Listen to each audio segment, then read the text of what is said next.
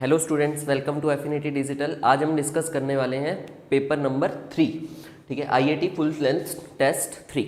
वो हम डिस्कस करने वाले हैं। और जैसे कि आपको देख के पता चला होगा कि ये पेपर उतना मुश्किल नहीं था, इजी से मीडियम के बीच में ये पेपर था अगर रेटिंग की बात करें तो, ठीक है। बहुत ज़्यादा मुश्किल क्वेश्चन इसमें नहीं थे, कोई भी ऐसा क्वेश्चन नहीं था जहाँ पे आपको बहुत ज़्यादा टाइम लगे, ठीक है। अगेन 50 सेकेंड्स 40 सेकेंड्स का, ठीक है। And this paper can be completed in 50 minutes, ठीक है। हार्डली ज़्यादा से ज़्यादा टाइम भी लोगे तो 1 घंटे में ये पेपर आराम से किया जा सकता था, ठीक है। चलिए ज़्यादा टाइम ना लेते हुए स्टार्ट करते हैं। देखिए पहला क्वेश्चन यूनिट्स एंड डायमेंशन है हमारे पास।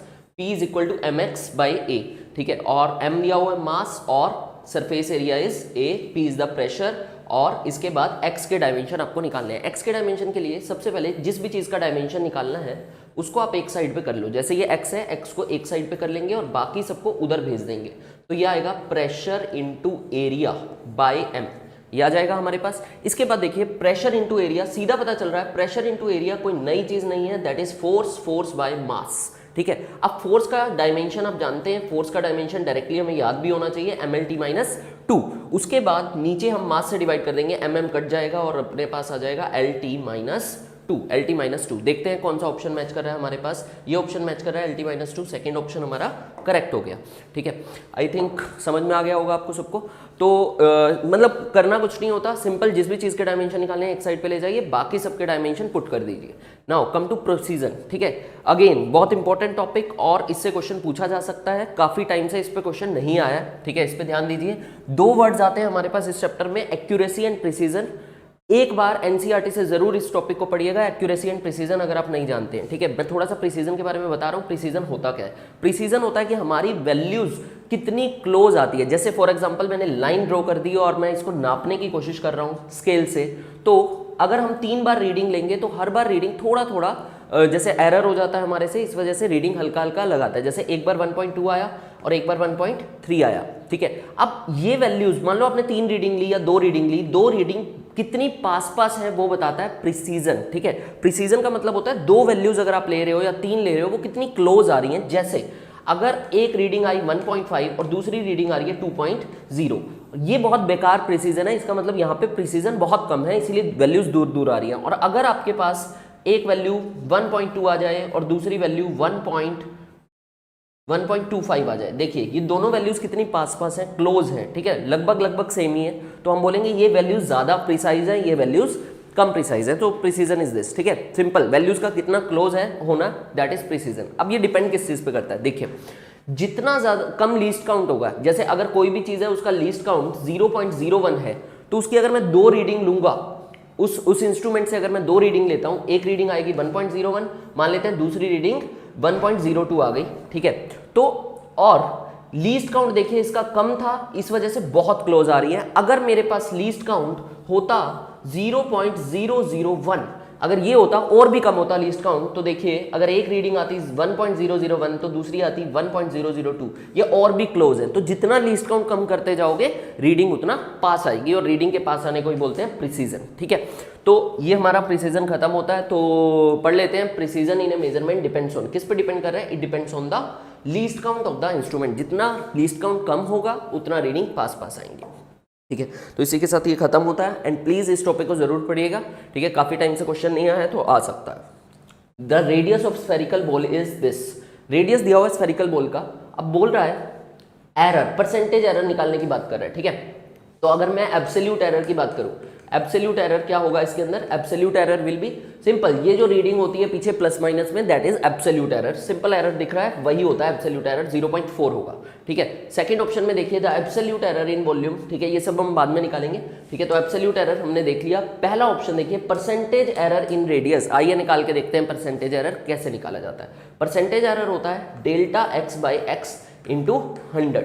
डेल्टा एक्स इज एरर, देखिए कितना एरर है 0.4 by X, X is the true value is 10.4 into आ जाएगा हमारे पास 100, इंटू में आ गया 100, ठीक है। ये पॉइंट यहाँ से कट जाएगा, काटने के बाद देखिए ये भी कट रहा है, ये कटेगा 2, ये आएगा हमारे पास 52 और उसके बाद आप इसको भी और काट सकते हैं, दैट इज 26 आ गया। ठीक है, अब 26 को अगर मैं इससे डिवाइड करता हूँ, 100 से डिवाइड करता हूँ, 100/26, लगभग 4% के आसपास हमारा पास एरर आ रहा है। अगर अप्रॉक्सीमेटली इसको 25 मान लें तो ये 4 पे कट जाएगा, 4%।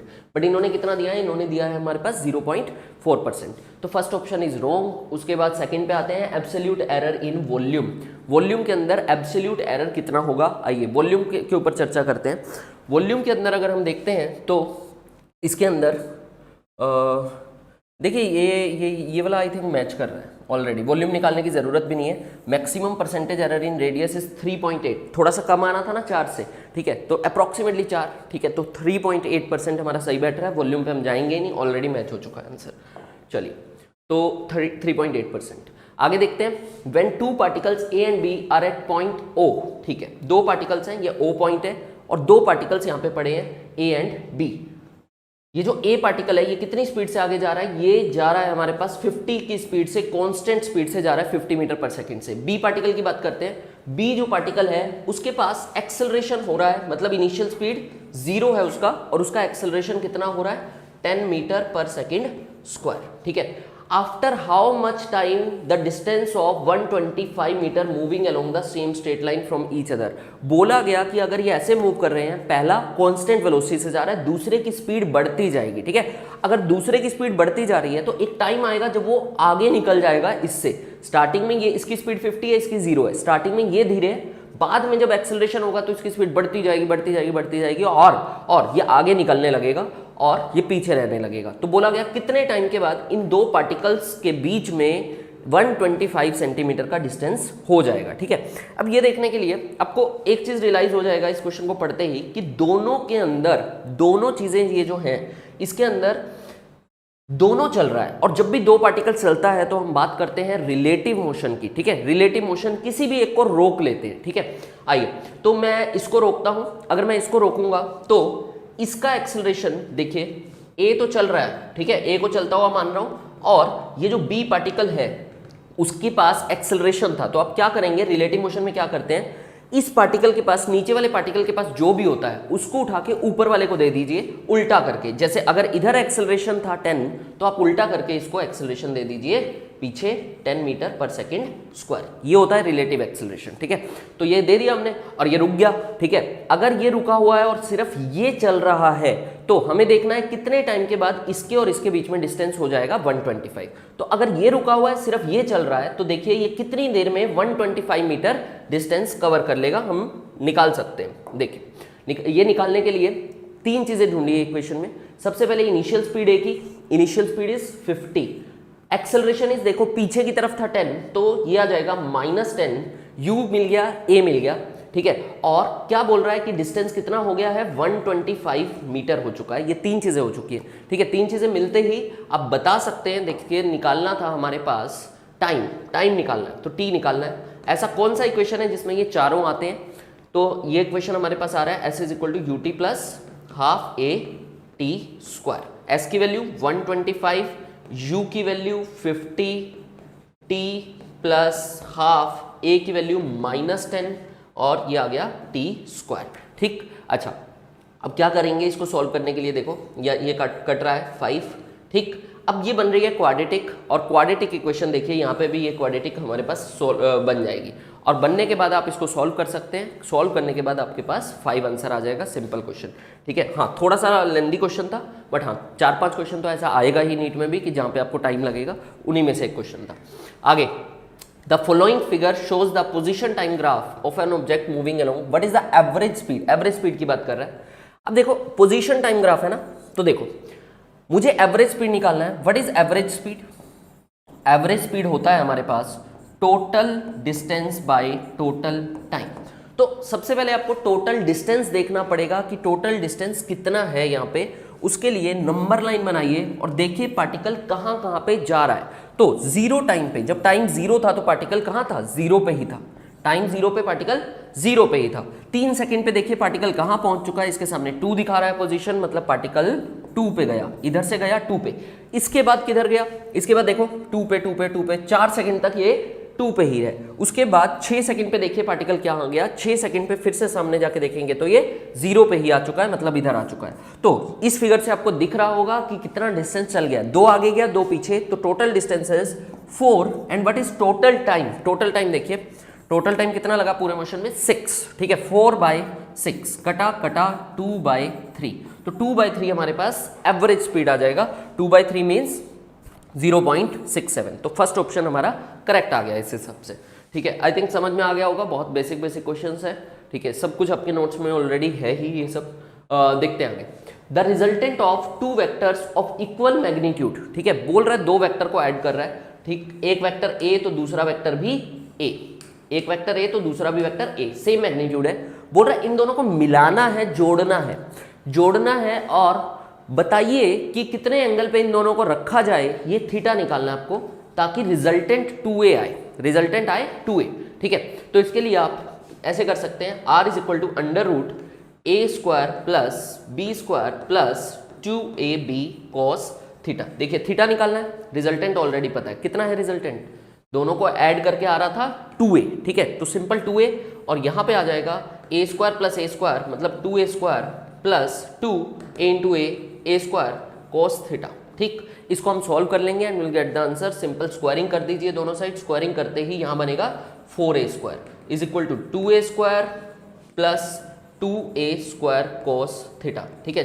जल्दी से सॉल्व करने का तरीका, a² काट दो, काटने के बाद 2 को उधर लेके जाओ। अगर आप 2 को उधर लेके जाओगे तो माइनस हो जाएगा ये, 4 - 2 2, और इस 2 को भी नीचे लेके आएंगे तो cos थीटा सिंपली हमारे पास आ जाएगा 1, ठीक है। cos थीटा विल बी 1, और cos थीटा 1 कब होता है, जब theta is equal to 0 degree होता है।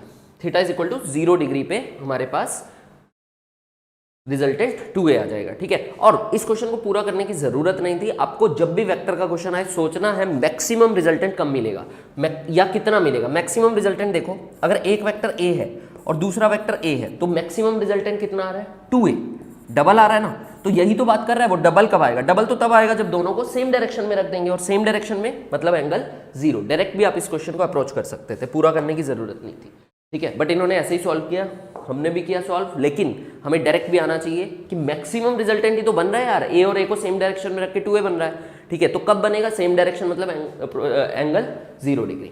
Next, A projectile is throne with initial velocity. देखो प्रोजेक्टाइल को कैसे फेंका गया, 2 वेलोसिटीज दी गई, एक x डायरेक्शन में vx वेलोसिटी दी गई और ऊपर दिया गया कितनी vy वेलोसिटी। इधर vx दिया गया, इधर vy दिया गया, मतलब कुछ टेढ़ा फेंका गया होगा, ऐसे प्रोजेक्टाइल करेगा।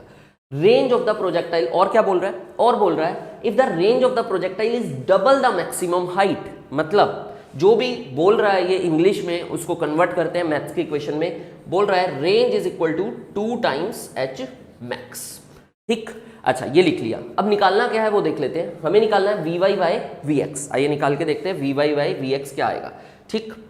देखो next page, r is equal to 2h से स्टार्ट करते हैं। अब रेंज का फॉर्मूला क्या होता है, कौन सा फॉर्मूला आपको याद रखना है, जो छोटे से छोटा फॉर्मूला है वो जो आपको क्लास में करवाया गया उसी से ये अप्रोच करेंगे। देखो रेंज का फॉर्मूला होता है 2ux uy/g, ठीक, और is equal to 2h max का फॉर्मूला होता है uy²/2g, uy²/2g, 2 cancel, g cancel, एक uy से एक uy भी कैंसल।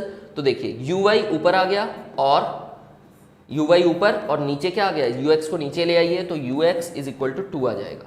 तो y की वेलोसिटी बाय x की वेलोसिटी ही निकालना था, रेशियो निकालना था, तो आंसर हमारे पास आ गया 2, ठीक। देखते हैं कौन सा ऑप्शन मैच कर रहा है, तो सेकंड ऑप्शन हमारा करेक्ट बैठ रहा है उस हिसाब से, ठीक।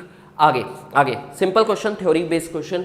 अगला, which law describes the orbit of planet around the sun, मतलब कि ये जो प्लैनेट्स हमारे घूम रहे हैं वो कौन से लॉ के ऊपर बेस्ड है। देखिए ये तो सिंपल, आपने अगर एक बार थोड़ा सा भी हर चैप्टर में अटेंड किया तो शायद इस क्वेश्चन, ये क्वेश्चन करने लायक भी नहीं है, मतलब नाम पता होना चाहिए बस हमें कि हमारे सिलेबस में कौन कौन सा है। न्यूटन्स लॉ, पहली बात न्यूटन्स लॉ तो एनएलएम की बातें कर रहा है, बट ये ऑर्बिट्स ऑफ प्लैनेट्स कहाँ पढ़ा है, ग्रेविटेशन में पढ़ा है, ठीक है। फैराडे लॉ ईएमआई में आता है, केपलर लॉ, बिल्कुल केपलर लॉ ग्रेविटेशन में हमने पढ़ा है, और वो ऑर्बिट के सब बताता है कि वो एलिप्टिकल ऑर्बिट में घूम रहा है या कैसे घूम रहा है। किरचॉफ लॉ तो आपने करंट में पढ़ा है, ठीक है। तो ग्रेविटेशन की बात हो रही है तो एक ही लॉ है जो प्लैनेट के मोशन को डिसाइड करता है, दैट इज केपलर्स लॉ। चलो देखो, तो 9th क्वेश्चन पे आ गए हैं, सर्कुलर मोशन की बात कर रहा है, नेट एक्सेलरेशन आपको निकालना है। तो यहाँ पे दो एक्सेलरेशन होंगी, कौन कौन सी, एक तो सेंट्रीपिटल होगा इधर की तरफ जिसको हम रेडियल एक्सेलरेशन भी बोलते हैं, और नीचे होगा अगर पार्टिकल ऐसे घूम रहा है तो ये AT होगा। AT मीन्स टेंजेंशियल एक्सेलरेशन, जो स्पीड बढ़ाने में काम आता है। And what is centripetal acceleration? Centripetal acceleration आपका डायरेक्शन चेंज करता है। तो दो एक्सेलरेशन है। आइए पहले ना सेंट्रीपिटल निकाल के देखते हैं कितना आ रहा है। सेंट्रीपिटल एक्सेलरेशन का फॉर्मूला होता है v²/r। What is v? Speed देख लेते हैं। देखो स्पीड इज 30 का स्क्वायर करोगे 900 डिवाइडेड बाय रेडियस इज 150। अच्छा, मैं इस क्वेश्चन में यूनिट चेंज नहीं कर रहा हूं, रीजन आपका आंसर भी सेंटीमीटर में ही है, ऊपर भी सब सेंटीमीटर में है, कन्वर्ट करने की जरूरत नहीं है। अगर आप कर दोगे कन्वर्ट तो आपके लिए कॉम्प्लेक्स हो जाएगा, फिर से कन्वर्ट करना पड़ेगा सेंटीमीटर में। सब सेंटीमीटर में है, आंसर भी सेंटीमीटर, डोंट कन्वर्ट, सीधा चलने दो क्वेश्चन को जैसे चल रहा है। चलिए 150 से 900 कटा, कितने पे कटेगा? ये कटेगा 6 पे। ठीक, सेंट्रीपिटल एक्सेलरेशन आ गया। And what is tangential acceleration? तो टेंजेंशियल एक्सेलरेशन के अंदर देखो बोल रहा है its speed is increasing at the rate 8 centimetre पर सेकेंड स्क्वायर। यूनिट्स ही बता रहे हैं, सेंटीमीटर पर सेकेंड स्क्वायर मतलब एक्सेलरेशन दिया हुआ है, और ये कौन सा एक्सेलरेशन है? जो स्पीड बढ़ाने वाला। स्पीड बढ़ाने वाला एक्सेलरेशन कौन सा होता है? टेंजेंशियल। तो 80 आपको डायरेक्टली दे दिया 8, तो ये दे दिया 8, ये हो गया हमारे पास 6, और दोनों के बीच में एंगल है 90 डिग्रीज। तो नेट एक्सेलरेशन आ जाएगा, दोनों वेक्टर को ऐड करो, दोनों वेक्टर को, ये 6 है ये 8 है, अगर हम इसको ऐड करते हैं तो नेट एक्सेलरेशन 90 डिग्री वाले वेक्टर्स के लिए 6² + 8² बनेगा, that will be equal to 10 centimetre पर सेकेंड स्क्वायर। तो हमारे पास सेकेंड ऑप्शन करेक्ट हो गया इस हिसाब से। चलिए देखिए, तो यही आ रहा है हमारे पास। चलिए आगे, now come to question number 10। Position time graph दिया हुआ है और मास भी दिया हुआ है बॉडी का, और क्या बोला हुआ है? इंपल्स निकालना है। कब निकालना है इंपल्स निकालना है आपको 3 सेकंड पे, मतलब इस पॉइंट पे इंपल्स निकालना है। ठीक है, नाउ इंपल्स फिर से बहुत नीट के लिए बहुत अच्छा टॉपिक। इंपल्स बहुत बार उससे क्वेश्चन आया, बहुत बार, मतलब अगर एनएलएम की बात करूं तो उसमें से आपको कम से कम भी 10 क्वेश्चंस इंपल्स से ही मिलेगा। 10 बार क्वेश्चन आया इंपल्स से। ठीक है, देखते हैं ये इंपल्स कैसे निकालते हैं। सिंपल, इंपल्स का कोई भी क्वेश्चन आए, impulse is simply change in momentum, final momentum minus initial momentum, बस इतना याद रखना है, बाकी कुछ भी हो जाएगा। देखिए फाइनल मोमेंटम ऐसे भी लिख सकते हैं ना, mv minus u। Final momentum is mv, initial momentum is mu, mv minus mu, that is mv minus u। चलिए इंपल्स के लिए put the values and get the answer. Simple, mass दिया हुआ है 5, यहाँ पे 5 रख दो। फाइनल वेलोसिटी मतलब ये वाली वेलोसिटी, 3 सेकंड के जस्ट बाद वाली वेलोसिटी को बोलते हैं फाइनल वेलोसिटी। तो ये हो गई फाइनल वेलोसिटी। दिख रहा है यार एक्सटी ग्राफ में वेलोसिटी कैसे निकालेंगे? इसके लिए आपको स्लोप निकालना चाहिए इस लाइन का, और दिख रहा है ये पैरेलल लाइन है, मतलब इसके साथ 0 डिग्री एंगल, और 0 है तो स्लोप इज ऑल्सो 0। तो final velocity 0 minus initial velocity कितना है? देखिए इनिशियल मतलब इंपल्स लगने से पहले का वेलोसिटी, ये वेलोसिटी निकालना है। इसके लिए आप इसका स्लोप निकालिए, सीधा एक्सटी ग्राफ का स्लोप वेलोसिटी मिल जाएगा। देखिए इसके अंदर स्लोप कैसे निकालेंगे? स्लोप विल बी y वाली लाइन बाय x वाली लाइन। y वाली लाइन कितना बन रहा है? ये वाला y वाली लाइन इज 18 और x वाली लाइन है 3, 18/3 इज 6, तो ये आ गया 5 × 6 दैट इज -30। ठीक है, तो -30 हमारे पास आंसर आ रहा है, तो सेकंड ऑप्शन इस हिसाब से हमारा करेक्ट हो गया। ठीक है, देखिए सेकंड ऑप्शन इज करेक्ट। अगला 11th question, if 50 kg of rocket की बात कर लेते हैं। ठीक है, rocket problems again second important topic NLM का। इसके अंदर देखो रॉकेट प्रॉब्लम में कुछ भी करना हो आपको तो दो चीज़ें आपको पता होनी चाहिए। पहली चीज़, नीचे एक एफबीडी बनाएंगे तो नीचे mg लगेगा, और दूसरा ऊपर की तरफ एक लगता है जो रॉकेट को ऊपर लेके जाता है, दैट इज थ्रस्ट फोर्स। और थ्रस्ट फोर्स का फॉर्मूला भी आना चाहिए बहुत अच्छे से, that is dm/dt into v relative, या v भी लिख सकते हैं, dm/dt इंटू वी रिलेटिव या v। ये थ्रस्ट फोर्स है, नीचे mg है। अब पढ़ते हैं क्वेश्चन को। देखिए 5 किलो का रॉकेट है और इज सेट टू फायर। ठीक है, फायर करने वाला है। If the exhaust speed of gas is 1000, मतलब स्पीड दे दी गैसेस की, how much with respect to rocket का मतलब समझ रहे हैं, रिलेटिव स्पीड दिया हुआ है, हमें चाहिए भी रिलेटिव। आगे, how much gas must be ejected each second, कितना किलो गैस एक सेकेंड में निकलना चाहिए to supply the thrust needed to overcome the weight, मतलब कि ये ऊपर चला जाए मतलब वेट को ओवरकम करके। देखो नीचे वेट खींच रहा है, ऊपर थ्रस्ट फोर्स, तो ये ऊपर चला जाए। ऊपर तब जाएगा जब ये थ्रस्ट फोर्स और mg जस्ट बराबर होंगे, तब ये उड़ना शुरू कर देगा। और हाँ, अगर ये ज्यादा हो गया तब भी उड़ेगा, लेकिन जस्ट वेट को ओवरकम करने की बात कर रहा है, जस्ट वेट को ओवरकम करना है, मतलब ये वाला फोर्स और ये वाला फोर्स हमारा बराबर होना चाहिए, तो जस्ट वेट को ओवरकम कर लेगा। करते हैं देखिए। तो थ्रस्ट फोर्स था dm/dt into v, it should be equal to mg, it should be equal to mg। हमें निकालना क्या है, हमें निकालना मास बाय टाइम पर सेकेंड कितना मास जाएगा, मतलब dm/dt निकालना है। तो put the values and get the answer. देखिए dm/dt यहाँ पे रख देते हैं, ये निकालना है, v को नीचे ले जाते हैं, तो ये आएगा mg/v। अब मास की वैल्यू सीधा सीधा आपको दिया हुआ है 5000, तो ये बनेगा 50,000। वेलोसिटी कितनी है भैया, वेलोसिटी है 1000, तो ये 3 गई, सीधा आ गया 50 kg पर सेकेंड, 50 kg पर सेकेंड। अगेन अब देखिए ऑप्शन नहीं मैच कर रहा है हमारा 50, ठीक है। उसका रीजन ऑप्शन क्यों नहीं मैच कर रहा है, क्योंकि हमने जी को क्या लेके गया है 10। तो अगर कुछ ना बोला हो तो 10 नहीं लेना चाहिए हमें लेना चाहिए 9.8। 9.8 लोगे तो आपका 49 kg मैच कर जाएगा एग्जैक्टली, ठीक है। तो कभी कभी थोड़ा सा डिफरेंस आता है क्वेश्चन में। पिछले वीडियो में भी बताया था कि अगर हल्का सा डिफरेंस आए किसी भी क्वेश्चन में तो जी पे ध्यान दे देना, हो सकता है अपने जी को 10 पुट किया हो। चलो 11th क्वेश्चन सॉल्व। अगला, स्टोन इज वेल्ड इन ए, मतलब घुमाया जा रहा है, एक स्टोन को किस में घुमाया जा रहा है, सर्कल में घुमाया जा रहा है, वर्टिकल प्लेन में, वर्टिकल सर्कल में, ठीक। अच्छा, द स्टोन जनरली हैज, कौन सा एक्सेलरेशन इसके पास होगा। देखो अगर सर्कल में कोई भी चीज घूम रही है ना तो उसके पास दो एक्सेलरेशन हो सकते हैं, एक तो सेंट्रीपिटल और एक टेंजेंशियल। सेंट्रीपिटल तो होगा ही होगा, क्यों, क्योंकि अगर सर्कल में घूमना है तो बार बार डायरेक्शन चेंज हो रहा है, और जब भी डायरेक्शन चेंज होगा तो सेंट्रीपिटल तो आएगा। सर्कुलर मोशन में सेंट्रीपिटल एक्सीलरेशन आना ही आना है, तो ये तो होना ही होना है क्योंकि बार बार डायरेक्शन चेंज हो रहा है। टेंजेंशियल की बात करते हैं, टेंजेंशियल होगा या नहीं होगा, किस बात पे डिपेंड करता है, इट डिपेंड्स ऑन स्पीड, कि स्पीड बढ़ रही है, घट रही है या कांस्टेंट है। तो अगर स्पीड कांस्टेंट रहती है तो टेंजेंशियल एक्सीलरेशन नहीं हो रहा, और अगर स्पीड ना बढ़े ना घटे तो टेंजेंशियल नहीं, और अगर बढ़ रही है तो टेंजेंशियल होगा, ठीक है। तो स्पीड का चेंज होना ही पैदा करता है टेंजेंशियल एक्सीलरेशन को, तो स्पीड अगर चेंज हो रही है तो टेंजेंशियल होगा। देखते हैं वर्टिकल में। वर्टिकल में आपने सुना होगा कि इस पॉइंट पे स्पीड मैक्सिमम होती है और हाईएस्ट पॉइंट पे स्पीड इज मिनिमम, और इसका फॉर्मूला भी अगर हम बोलें तो √gr होता है, और लोएस्ट पॉइंट पे कम से कम कितनी स्पीड होनी चाहिए, √6gr, ठीक है।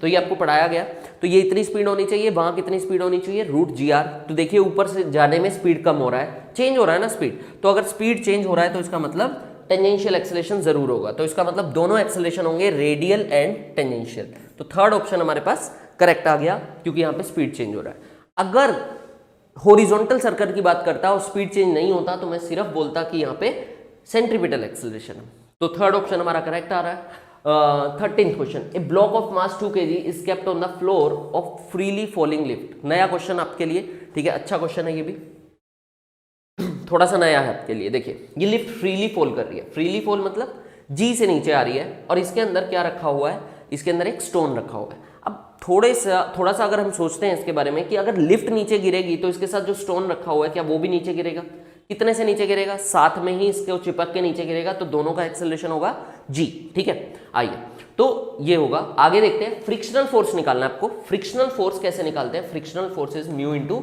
नॉर्मल, ठीक है। तो फ्रिक्शनल फोर्स के लिए आपको म्यू चाहिए और नॉर्मल चाहिए। देखो म्यू उन्होंने दे दिया है, नॉर्मल निकालना है, बस म्यू इनटू एन करके फ्रिक्शन आ जाएगा, ठीक है। अब नॉर्मल निकालने के लिए इसका एफवीडी बनाइए, इसका एफवीडी, इस स्टोन का एफवीडी कैसे बनेगा, नीचे फोर्स लगेगा mg, ऊपर लगेगा नॉर्मल, और इसका नीचे एक्सेलरेशन हो रहा है g, ठीक। तो नॉर्मल निकालते हैं। नॉर्मल निकालने के लिए mg बड़ा है, ये नीचे आ रहा है तो mg बड़ा, नॉर्मल ऊपर, ठीक है। तो यहां पे आ जाएगा mg minus normal is equal to ma। Net force लिख दिया, net force is mg minus normal is equal to ma, a की value g, mg cancel, normal आया 0, और अगर नॉर्मल 0 हो गया ना तो म्यू इंटू एन, यहाँ 0 पुट करोगे, फ्रिक्शन इज ऑल्सो 0, ठीक। तो इसी के साथ ये क्वेश्चन होता है कंप्लीट। अच्छा क्वेश्चन था, अगर किसी ने नहीं किया हुआ है उसके लिए थोड़ा सा सोचने लायक क्वेश्चन कि कैसे हम नॉर्मल निकालेंगे। बस इतना सोचना कि अगर मैं इसका एफवीडी बना लूँ, एक्सेलरेशन डायग्राम बना लूँ और net force is equal to ma लगाऊँ तो वहाँ से नॉर्मल निकाल के आप फ्रिक्शन निकाल सकते हो, ठीक। आगे अगला question, a body of mass 2 kg is thrown vertically upward with kinetic energy 245। एक पार्टिकल है, ग्राउंड से उसको 245 जूल की एनर्जी, काइनेटिक एनर्जी देके ऊपर फेंका गया है। The kinetic energy of the body becomes half of the original value. Kinetic energy कब आधी हो जाएगी, ठीक है। सिंपल पूछ रहा है कितनी हाइट पे जाने के बाद उसकी काइनेटिक एनर्जी, देखो जब ये ऊपर जाएगा तो पोटेंशियल एनर्जी बढ़ेगी और काइनेटिक एनर्जी कम होगी, तो कितनी हाइट पे kinetic energy will become half, ठीक है, आधी हो जाएगी ओरिजिनल की। मतलब कि अगर ये 245 है तो यहाँ पे काइनेटिक एनर्जी होनी चाहिए कितनी हाइट पे, काइनेटिक एनर्जी आधी, आधी मतलब इसका आधा कर लो, दैट इज 1 2, आधा करते हैं 2 से डिवाइड कर दो, 1 2 2.5, तो कितनी काइनेटिक एनर्जी होनी चाहिए 122.5। पूछ रहा कितनी हाइट पे ये काइनेटिक एनर्जी होगी। देखो अब हाइट की बातें करनी है ना, तो सबसे पहले ना पोटेंशियल एनर्जी के बारे में सोचते हैं, क्योंकि उसी के फॉर्मूला में हाइट आता है, ठीक है। तो हाइट जब भी दिया हो काइनेटिक एनर्जी की टर्म में नहीं सोचना है, आपको सोचना है पोटेंशियल एनर्जी। देखिए अब टोटल एनर्जी तो सेम ही रहती है, यहां और यहां की टोटल मिला के जो एनर्जी आएगी दैट विल बी सेम, क्योंकि कोई लॉस नहीं है यहाँ पे। एनर्जी कंजर्वेशन से मैं बोल सकता हूं कि अगर यहाँ पे टोटल एनर्जी 245 थी तो टोटल यहाँ पे भी कितनी होनी चाहिए 245, उसमें से आधी गई काइनेटिक एनर्जी में, ठीक है, और बाकी आधी कहाँ होगी पोटेंशियल एनर्जी में। और कितनी होगी potential energy, total 245, kinetic energy इतनी तो पोटेंशियल एनर्जी भी इतनी, ताकि टोटल मिला के अपने पास उतना ही टोटल रहना चाहिए 245। तो पोटेंशियल एनर्जी आ गया 122.5, तो यहां से आप निकाल सकते हैं potential energy is equal to 122.5, इसको लिख लो mgh इज इक्वल टू 122.5, ठीक। तो देखिए मास का वैल्यू दिया हुआ है 2, g का वैल्यू 10 ले लेते हैं, इंटू हाइट को h लिख लेते हैं 122.5। Now solve it and get the answer, इन दोनों को नीचे ले जाओ और हाइट की वैल्यू आ जाएगी आपके पास। अगला नेक्स्ट है 1 kg block moving with velocity of 4 metre per second collides with stationary 2 kg block, ठीक है। देखिए 1 kg ब्लॉक है और ये चल रहा है 4 मीटर पर सेकेंड से और कोलाइड करता है ये 2 kg के ब्लॉक के साथ। कोलिजन का problem, the lighter block comes to rest, lighter block मतलब 1 kg वाला टकराने के बाद 1 kg वाला आ जाता है रेस्ट पे, रुक जाता है, ठीक है। Then the loss in kinetic energy of the system, loss in kinetic energy of the system, system की काइनेटिक एनर्जी में कितना लॉस हुआ, ठीक। बहुत स्ट्रेट फॉरवर्ड क्वेश्चन। जब भी कोलिजन आए सबसे पहले मोमेंटम कंजर्व आप कर सकते हो, ठीक है। मोमेंटम कंजर्व मतलब initial momentum is equal to final momentum. तो देखो इनिशियल मोमेंटम कितना था, इसका मोमेंटम 0 इनिशियली और इसका 4, फाइनल मोमेंटम देखो ये तो रेस्ट पे आ गया, इसका मोमेंटम 0 m इंटू वी, और इसका मोमेंटम क्या लिखोगे, इसका मोमेंटम आएगा 2 इंटू वी। तो v की वैल्यू क्या आ जाएगी यहाँ पे, v की वैल्यू आ जाएगी 4/2 that is 2 metre per second. तो जैसे ही टकराव होगा, ये 4 से आ रहा था, इससे टकराया, टकराने के बाद ये तो रुक गया और ये चलेगा 2 से, तो काइनेटिक एनर्जी का लॉस आपको बताना है। तो काइनेटिक एनर्जी देख लेते हैं पहले, कितनी काइनेटिक एनर्जी है इस साइड, टकराने से पहले इसकी काइनेटिक एनर्जी 0 चल ही नहीं रहा और इसकी काइनेटिक एनर्जी होगी half m is 1 v square कितना 4 का स्क्वायर मतलब 16, कटा 8 जूल एनर्जी थी स्टार्टिंग में दोनों के पास मिला के। अब देखिए अब टकराने के बाद कितनी एनर्जी है, इट इज हाफ m, मास कितना है, मास इज 2, इसका मास 2 इंटू वी स्क्वायर, कितनी स्पीड है 2 का स्क्वायर, तो काइनेटिक एनर्जी हो गई 4 जूल, पहले थी 2 जूल, पहले थी 8 जूल और उसके बाद अभी हो गई है 4 जूल, तो 8 - 4 हमारे पास सीधा पता चल रहा है कि लॉस आ गया 4 का, 4 की काइनेटिक एनर्जी लॉस हो गया, ठीक। चलिए देखते हैं आगे 16th क्वेश्चन है the density of rod is increasing from one end A to B. बहुत ही अच्छा क्वेश्चन, कंसेप्चुअल। बोल रहा है ए टू बी आप जा रहे हो ए से बी, तो यहाँ पे डेंसिटी इंक्रीज हो रहा है, मतलब जैसे जैसे आगे बढ़ते रहेंगे मास बढ़ता रहेगा, क्योंकि डेंसिटी बढ़ना मतलब भारी होना, तो इधर हैवी होगी रोड और इधर होगी लाइट, यहाँ पे कम मास है, यहाँ पे ज्यादा मास है, उधर हैवी इधर लाइट। अब बोल रहा है कि किस केस में कहाँ से क्लैंपिंग करें, क्लैंपिंग मीन्स कहाँ से इसको हिंज लगाएं ताकि ये आसानी से घूम पाए। देखो सिंपल, आसानी से, easier to set in rotation, easy करना है आपको कि रोटेशन जल्दी आसानी से हो जाए। देखो घूमना किस पे डिपेंड करता है, it depends on I means moment of inertia, और अगर मोमेंट ऑफ इनर्शिया ज्यादा होगा तो घुमाना भी मुश्किल होगा, और अगर मोमेंट ऑफ इनर्शिया कम है तो it is easy to rotate. Easy जब भी बोले कि इजी करना है रोटेशन को, तो मतलब मोमेंट ऑफ इनर्शिया को कम कर दीजिए। और इसका तरीका क्या है मोमेंट ऑफ इनर्शिया को कम करने का, इसका तरीका है कि भारी से भारी मास, जितना भी भारी मास आपके पास रखा है वो एक्सिस के पास आना चाहिए, और हल्का मास एक्सिस से दूर हो सकता है, कोई प्रॉब्लम नहीं है, लेकिन भारी से भारी मास एक्सिस के पास। तो देखो कहाँ से हिंज करें ताकि भारी मास एक्सिस के पास आए, तो अगर मैं इधर से हिंज करता हूं इधर से, तो भारी वाला मास एक्सिस के पास आ जाएगा, और अगर एक्सिस के पास भारी मास आ जाएगा तो इजी हो जाएगा आपके पास रोटेशन।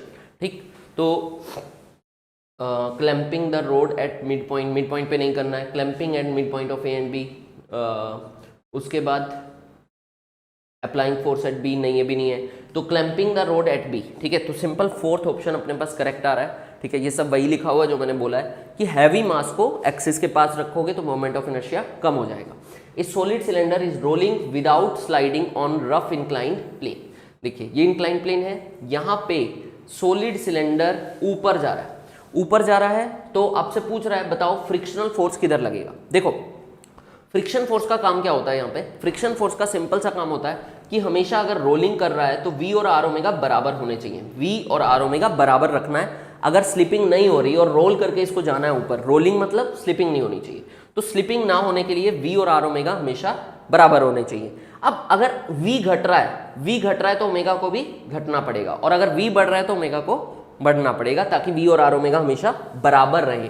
ठीक है, अब देखो इसका काम, फ्रिक्शन का काम है V और R ओमेगा को बराबर रखना। ठीक, अब थोड़ा सोचते हैं, किसी भी चीज को आप ऊपर फेंकोगे तो इसकी पोटेंशियल एनर्जी बढ़ेगी और काइनेटिक एनर्जी कम होगी, मतलब ऊपर जाते जाते इसकी काइनेटिक एनर्जी कम होने का मतलब इसकी स्पीड कम हो जाएगी, और अगर इसकी स्पीड कम हो गई तो ओमेगा को भी क्या करना पड़ेगा, कम, ओमेगा को भी कम करना पड़ेगा। देखिए ओमेगा को कम कैसे कर सकते हैं, देखो ये ऐसे घूम घूम के ऐसे घूम घूम के ऊपर जा रहा है, अगर ये ऐसे घूम घूम के ऊपर जा रहा है तो यहाँ पे आपको ओमेगा को कम करना है। तो अगर मैं फ्रिक्शन ऐसे लगाता हूं, इधर फ्रिक्शन लगाता हूं, तो देखिए टॉर्क ऐसे, कोई भी चीज है अगर मैं इधर फोर्स लगाता हूं क्या ये और ज्यादा घूमने लगेगा, बट मुझे करना है ओमेगा को कम, ओमेगा को कम करना है। क्यों कम करना है, क्योंकि ऊपर जाने से V कम होता है, V कम तो ओमेगा भी कम करना है। तो इसके लिए देखो फ्रिक्शन अगर मैं ऐसे लगा दूं, बॉडी ऐसे घूम रही है और मैं इधर से फोर्स दूं, कोई भी चीज अगर ऐसे घूम रही है और अगर हम इधर से फोर्स देंगे तो क्या उल्टा रोटेशन टाइप्स मिलेगा, उल्टा रोटेशन मतलब स्पीड का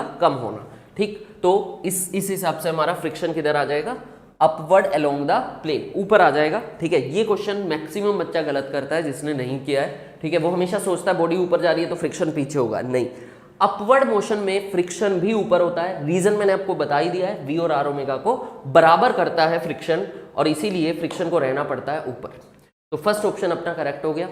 to planets have same radius and different uniform densities. दो प्लैनेट्स की बात कर रहा है, बोल रहा है कि रेडियस तो सेम है लेकिन डिफरेंट डेंसिटीज। ठीक है, एक्सेलरेशन ड्यू टू ग्रेविटी की बात कर रहा है, ग्रेविटेशन का क्वेश्चन। ठीक, अच्छा ये जो फॉर्मूला मैं अभी आपको बता रहा हूँ ये हमेशा याद रहना चाहिए आपको। ठीक है, बहुत बार इस पे क्वेश्चन आया स्ट्रेट फॉरवर्ड जैसा क्वेश्चन ये है। फॉर्मूला क्या है जी का, डेंसिटी की टर्म में अगर फॉर्मूला देखोगे तो it will be 4/3 rho pi G R. Acceleration due to gravity का ये फॉर्मूला डेंसिटी वाला याद रखना है, बहुत ज्यादा यूज होता है ये। ठीक है, तो अब देखिए, तो ग्रेविटी किस पे डिपेंड कर रहा है, इट डिपेंड्स ऑन डेंसिटी। ठीक है, रेडियस तो दोनों का सेम ही है, तो डेंसिटी पे डिपेंड कर रहा है और डायरेक्टली प्रोपोर्शनल आ रहा है। चलो, अगर डायरेक्टली प्रोपोर्शनल आ रहा है, डेंसिटी पे जी डिपेंड कर रहा है, तो सेम फॉर द प्लैनेट्स तो नहीं हो सकता। Greater on the planet with heavy density, बोल रहा है जिसका डेंसिटी ज्यादा होगा उसका जी ज्यादा होगा। ठीक है, हैवी डेंसिटी ग्रेटर जी, तो सही बैठ रहा है इस हिसाब से हमारा, तो सेकेंड ऑप्शन अपना करेक्ट हो जाएगा। चलिए आगे देखते हैं। देखिए Hooke's law defines, Hooke's law किसके लिए वैलिड है, हुक्स लॉ के अंदर ग्राफ बनता है स्ट्रेस का और स्ट्रेन का, ये ग्राफ बनता है और कुछ ऐसे जाता है। ठीक है, इन्होंने क्या बताया, किसके बारे में बताया, इन्होंने बताया हुक्स लॉ एसेंशियली डिफाइंस, इन्होंने इलास्टिक लिमिट की बात, अगर पूरा ग्राफ ऐसे बनाते हैं तो यहाँ तक हुक्स लॉ वैलिड है, और किसकी बातें कर रहे हैं ये, इलास्टिक लिमिट तक की बातें कर रहे हैं, क्योंकि ये वैलिड, हुक्स लॉ तभी वैलिड है जब इलास्टिक लिमिट तक, उसके बाद ये वैलिड होना बंद हो जाता है। तो किसके बारे में बात करता है हुक्स लॉ, इलास्टिक लिमिट, उससे नीचे नीचे की बातें करेगा, उससे ऊपर नहीं जाता है हुक्स लॉ। 20 क्वेश्चन नंबर 20 के अंदर देखिए, ये फ्लूइड चैप्टर का है, फ्लूइड स्टैटिक से ये क्वेश्चन दिया गया, बोल रहा है एक सॉलिड फ्लोट कर रहा है। पहले सॉलिड फ्लोट की थोड़ी सी बात कर लेते हैं। देखिए, अगर मान लो ऐसे पानी भरा हुआ है और किसी भी चीज़ को आप कम डेंसिटी की चीज़ को इसके अंदर डालोगे तो ये फ्लोट करेगी, उसमें से कुछ वॉल्यूम बाहर रहता है, जो वॉल्यूम बाहर रहता है उसको हम स्मॉल वी बोलते हैं, और इसके टोटल वॉल्यूम को हम लेते हैं कैपिटल वी। तो अगर कोई भी चीज़ फ्लोट कर रही है तो बाहर जो जो वॉल्यूम इसके अंदर इमर्स रहेगा उसको हम छोटा v बोलते हैं और पूरे वॉल्यूम को कैपिटल V बोलते हैं। और इसका हमें फॉर्मूला डायरेक्टली याद रखना है कि छोटा v बाय बड़ा V is equal to density of solid by density of fluid. ये कंसेप्ट आपका यहाँ पे यूज होगा और फ्लोटिंग का कोई भी क्वेश्चन हो इस कंसेप्ट से हो जाता है, ठीक है। तो ये फॉर्मूला हमें याद रहना चाहिए, immersed volume by total volume, density of solid by density of fluid, ठीक है। अब देखिए, अब पहले देखिए क्या बोल रहा है, सॉलिड जो है उसका कितना वॉल्यूम अंदर है, 1/5 वॉल्यूम अंदर है, इमर्स्ड है उसके अंदर, ठीक है। तो ये फॉर्मूला हम पानी के लिए लगा रहे हैं, वाटर के लिए लगा रहे हैं। तो वाटर के लिए फॉर्मूला लगाएंगे तो यहाँ पे आ जाएगा small v by capital V is equal to density of solid by density of fluid. जैसे ही आप ये फॉर्मूला लगाओगे आपको दिख रहा होगा यहाँ पे, क्या दिख रहा है हमें यहाँ पे, देखिए यहाँ पे हमें दिख रहा है small v by capital V, सीधा सीधा दिया हुआ है 1/5 वॉल्यूम। टोटल अगर 5 वॉल्यूम है तो उसमें से 1 इमर्स है, तो 1/5 डायरेक्टली आपको दिया हुआ है 1/5 is equal to density of solid by density of fluid. Fluid की बात करें तो पानी है तो यहाँ पे 1 लेंगे, इससे हमारे पास एक इक्वेशन आ गई। क्या मिला इससे हमें मिला डेंसिटी ऑफ सॉलिड, ये निकाल के हमने रख लिया 1/5। आगे बढ़ते हैं क्वेश्चन को, what fraction of its volume will be immerse. बताओ उसका कितना फ्रैक्शन अंदर इमर्स होगा अगर उसको डिफरेंट लिक्विड में डाला जाए। कौन से लिक्विड में डाल रहे हैं, ऐसा लिक्विड जिसका डेंसिटी 1.4 है। स्पेसिफिक ग्रेविटी को हम डेंसिटी मान सकते हैं क्योंकि ये 1.4 दिया हुआ है, तो हम डेंसिटी को 1.4 ही ले लेंगे ग्राम पर सेंटीमीटर क्यूब में, ठीक है। सेम ही होता है, specific gravity and density both are same, आप उसको इंटरचेंज कर सकते हो। चलो अब देखते हैं यही फॉर्मूला, अगेन फ्लोटिंग का प्रॉब्लम है, फिर से यही लगाओगे, small v by capital V, ये निकालना है इस बार हमें। अब ये निकालना है और दिया क्या हुआ हमें दिया हुआ है density of solid by density of fluid. देखो ये दोनों चीजें आपको दी हुई हैं, हमें ये फ्रैक्शन निकालना है, कितना फ्रैक्शन इसके अंदर इमर्स होगा। तो डेंसिटी ऑफ सॉलिड आपको सीधा सीधा ऊपर से मिल जाएगा, यहां से आपको मिल जाएगा 1/5 और इसको देख लेते हैं, डेंसिटी ऑफ फ्लूइड दिया हुआ है 1.4 को लिखेंगे 14/10, 14/10 लिख लेंगे। इससे 5 और 10 कट रहा है, 2 से 14 कटा 7, तो आंसर आ गया 1/7। तो कितना फ्रैक्शन इस बार इमर्स होगा, इट विल बी 1/7। तो कौन सा ऑप्शन अपना मैच कर रहा है, फोर्थ ऑप्शन हमारा यहां से करेक्ट हो गया, ठीक है। देख लेते हैं, देखिए इन्होंने भी यही किया, सेम फॉर्मूला लगाया, सब कुछ सेम है। आगे देखते हैं, बहुत ही सिंपल क्वेश्चन, बहुत ही प्यारा question, simple question. Shape of liquid drop becomes spherical is due to, बोल रहा है कि लिक्विड ड्रॉप, जैसे कोई भी ड्रॉप अगर पानी की आप गिराते हो तो वो स्फेयर का शेप ही क्यों लेती है, ठीक है, क्योंकि वो अपने सरफेस एरिया को कम करना चाहती है। कोई भी लिक्विड होगा वो नहीं चाहता कि उसका सरफेस एरिया ज्यादा हो, क्यों, क्योंकि उसके अंदर एक प्रॉपर्टी होती है जिसका नाम होता है सरफेस टेंशन। उसकी वजह से आप जो भी लिक्विड को फेंकते हो वो सारी ड्रॉप्स का शेप लेती है, क्योंकि उसका सरफेस एरिया कम होता है और हर लिक्विड ट्राई करता है कि उसका सरफेस एरिया कम से कम हो, इसीलिए सरफेस टेंशन की वजह से ऐसा हो रहा है। Simple question. चलिए आगे, when A gas expends adiabatically, पहली बात एडियाबेटिक गैस, सीधा पता होना चाहिए। एडियाबेटिक वर्ड आते ही इट मींस, और कुछ पता हो या नहीं पता हो, इसका मतलब मैं हीट सप्लाई इसके अंदर नहीं दे रहा हूं, कोई भी हीट सप्लाई हमने इसको नहीं दी है, ठीक है। अच्छा, और थर्मोडायनेमिक्स में जैसे ही आपको प्रोसेस पता चलेगा उसके बाद सबसे पहले फर्स्ट लॉ अप्लाई करने की कोशिश करना, ठीक है। अब सेकंड लॉ का तो क्वेश्चन है नहीं, सेकंड लॉ में देखो 2 टाइप के क्वेश्चन आएंगे, इंजन का, रेफ्रिजरेटर का। और ये जो क्वेश्चन है हमें दिख रहा है कि सेकंड लॉ का तो है नहीं, सिर्फ फर्स्ट लॉ हमारे पास ऑप्शन बचता है, वही लगाते हैं। देखो delta Q is equal to delta U plus delta W, ये हमने लगाया। ये लगाने के बाद देखो डेल्टा Q हो गया 0, क्योंकि एडियाबेटिक प्रोसेस है, कोई हीट सप्लाई नहीं हो रहा है, ना हीट दे रहे हैं ना ले रहे हैं, कुछ भी नहीं हो रहा है, ठीक है। तो देखो यहां से अपने पास आ जाएगा डेल्टा W, मतलब जो वर्क डन होगा that will be equal to minus times delta U। Delta W is equal to minus times delta U। इसका क्या मतलब है, इसका मतलब ये जो वर्क डन हो रहा है वो हीट नहीं करवा रही है, वो इसका मतलब इंटरनल एनर्जी की वजह से हो रहा है। जितना भी वर्क डन हुआ वो इंटरनल एनर्जी कम होने की वजह से इंटरनल एनर्जी कम हो गई और वर्क डन हमें मिल गया। चलो देखो पहला option, no energy is required for the expansion. Expansion करवाने के लिए किसी एनर्जी की जरूरत नहीं है, नहीं, एनर्जी की जरूरत है यार, वर्क डन तभी तो बनेगा। एक्सपेंशन मतलब वर्क डन करवा रहे हैं, वर्क डन करवाने के लिए एनर्जी चाहिए तो सही, इंटरनल एनर्जी चाहिए, बट वो बोल रहा है नो एनर्जी, इसका मतलब ये गलत है। Energy is required and it comes from the container wall, बोल रहा है कंटेनर वॉल से एनर्जी आ रही है। एडियाबेटिक वॉल्स में कोई एनर्जी ट्रांसफर नहीं होता, तो ये भी गलत है। अगला, internal energy of the gas is used in performing work. देखिए बोल रहा है कि इंटरनल जो एनर्जी थी वो यूटिलाइज की गई वर्क डन करने के लिए, बिल्कुल सही है। देखिए 23rd क्वेश्चन, रेफ्रिजरेटर की बात कर रहे थे और रेफ्रिजरेटर आ गया। इसके अंदर देखिए रेफ्रिजरेटर में आपको बस एक बात का ध्यान रखना है, ये वर्किंग कैसे करता है वो हमें देखना है। तो इसका वर्किंग होता है कि इसके दो टेम्परेचर्स होंगे, एक लोअर टेम्परेचर एक हाइयर टेम्परेचर।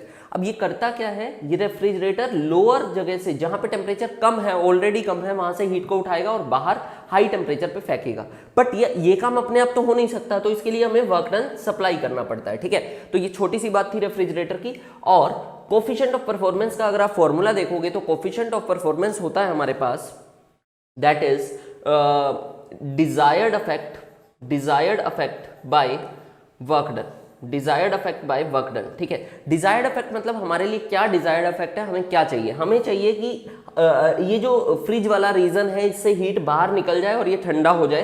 तो हमारे लिए डिजायर्ड इफेक्ट यहाँ पे QL है। QL मतलब वो हीट जो लोअर टेम्परेचर से बाहर जा रही है, तो उस हिसाब से यहाँ पे आ जाएगा QL बाय वर्क डन। तो ये सिंपल सा फॉर्मूला बन रहा है QL बाय वर्क डन। देखिए, और एक और भी फॉर्मूला होता है, QL की जगह आप टेम्परेचर से इसको चेंज कर सकते हैं। टेम्परेचर से चेंज करने के लिए हम क्या करेंगे, यहाँ पे ऊपर आ जाएगा TL और नीचे वर्क डन। वर्क डन की जगह आता है हमारे पास TH माइनस TL। ठीक है, तो कोफिशिएंट ऑफ परफॉर्मेंस के ये दो फॉर्मूले हैं जो आपको हमेशा याद रखने हैं, एक तो टेम्परेचर वाला और दूसरा हीट वाला और वर्क डन वाला। ठीक है, ये दो फॉर्मूलाज। अच्छा, अभी फिलहाल टेम्परेचर की बातें कर रहा है तो मैं टेम्परेचर वाला फॉर्मूला लगा के कोफिशिएंट ऑफ परफॉर्मेंस निकाल सकता हूं। आइए देखते हैं, लगाते हैं। लोअर टेम्परेचर, अगर लोअर टेम्परेचर की हम बात करें तो 7 डिग्री सेल्सियस है lower temperature, 7 degree Celsius. But इसको ऐसे मत रखिएगा, हमेशा रेफ्रिजरेटर और हीट इंजन के क्वेश्चन में जब भी टेम्परेचर को रखें केल्विन में रखें, इस बात का ध्यान रखना है आपको। तो लोअर टेम्परेचर 7 डिग्री है, तो 273 plus 7 means 270 plus 7 that is 280 divided by higher temperature minus lower temperature. अब ये डिफरेंस, अगर मैं डिफरेंस की बात करूं तो डिफरेंस आप चाहे सेल्सियस में लो और चाहे केल्विन में लो, डिफरेंस सेम ही रहता है। तो सीधा यहीं से माइनस कर रहा हूं मैं, 43 माइनस 7, 43 माइनस 7 इज 36। ठीक है, कुछ कट रहा है, ये काट लेते हैं इसको, 140 पे कटेगा, देन उसके बाद ये आ जाएगा 18, फिर कट रहा है ये 9, ये 70 बाई 9 आ जाएगा। एंड 70 बाई 9 लगभग 8 के आसपास होता है। 8 के आसपास, देखिए एक ही ऑप्शन है जो 8 के आसपास है, दैट इज 7.8। तो हमारा ये करेक्ट ऑप्शन हो गया। देखिए वही किया है उसने भी। आगे देखते हैं। Block P is based on oscillation of spring. Oscillation की बातें कर रहा है, SHM का क्वेश्चन। और इसके अंदर देखिए ये टाइम पीरियड की बात कर रहा है। Both clocks are taken to the moon, दोनों को किस पे ले गए हम, मून पे ले गए। ठीक, आगे देखिए क्या बोल रहा है, आगे बोल रहा है क्लॉक A क्लॉक Q, दो क्लॉक्स है, ये Q है और ये हमारे पास P क्लॉक है। इसके बाद बोल क्या रहा है ये कि कौन सा फास्ट चल रहा है और कौन सा स्लो चल रहा है, कौन स्लो चल रहा है और कौन फास्ट चल रहा है, उसकी बातें करते हैं। देखिए पहली बात, ग्रेविटी से स्प्रिंग मास सिस्टम को कोई फर्क नहीं पड़ता। आप किसी भी रीजन के अंदर उसको ले जाइए, ग्रेविटी का कोई इफेक्ट नहीं आएगा स्प्रिंग मास सिस्टम पे। और इसका टाइम पीरियड का फॉर्मूले की अगर मैं बात करूं तो टाइम पीरियड का फॉर्मूला होगा 2π√L/g। ये सिंपल सा फॉर्मूला है, इट इज 2π√m/k।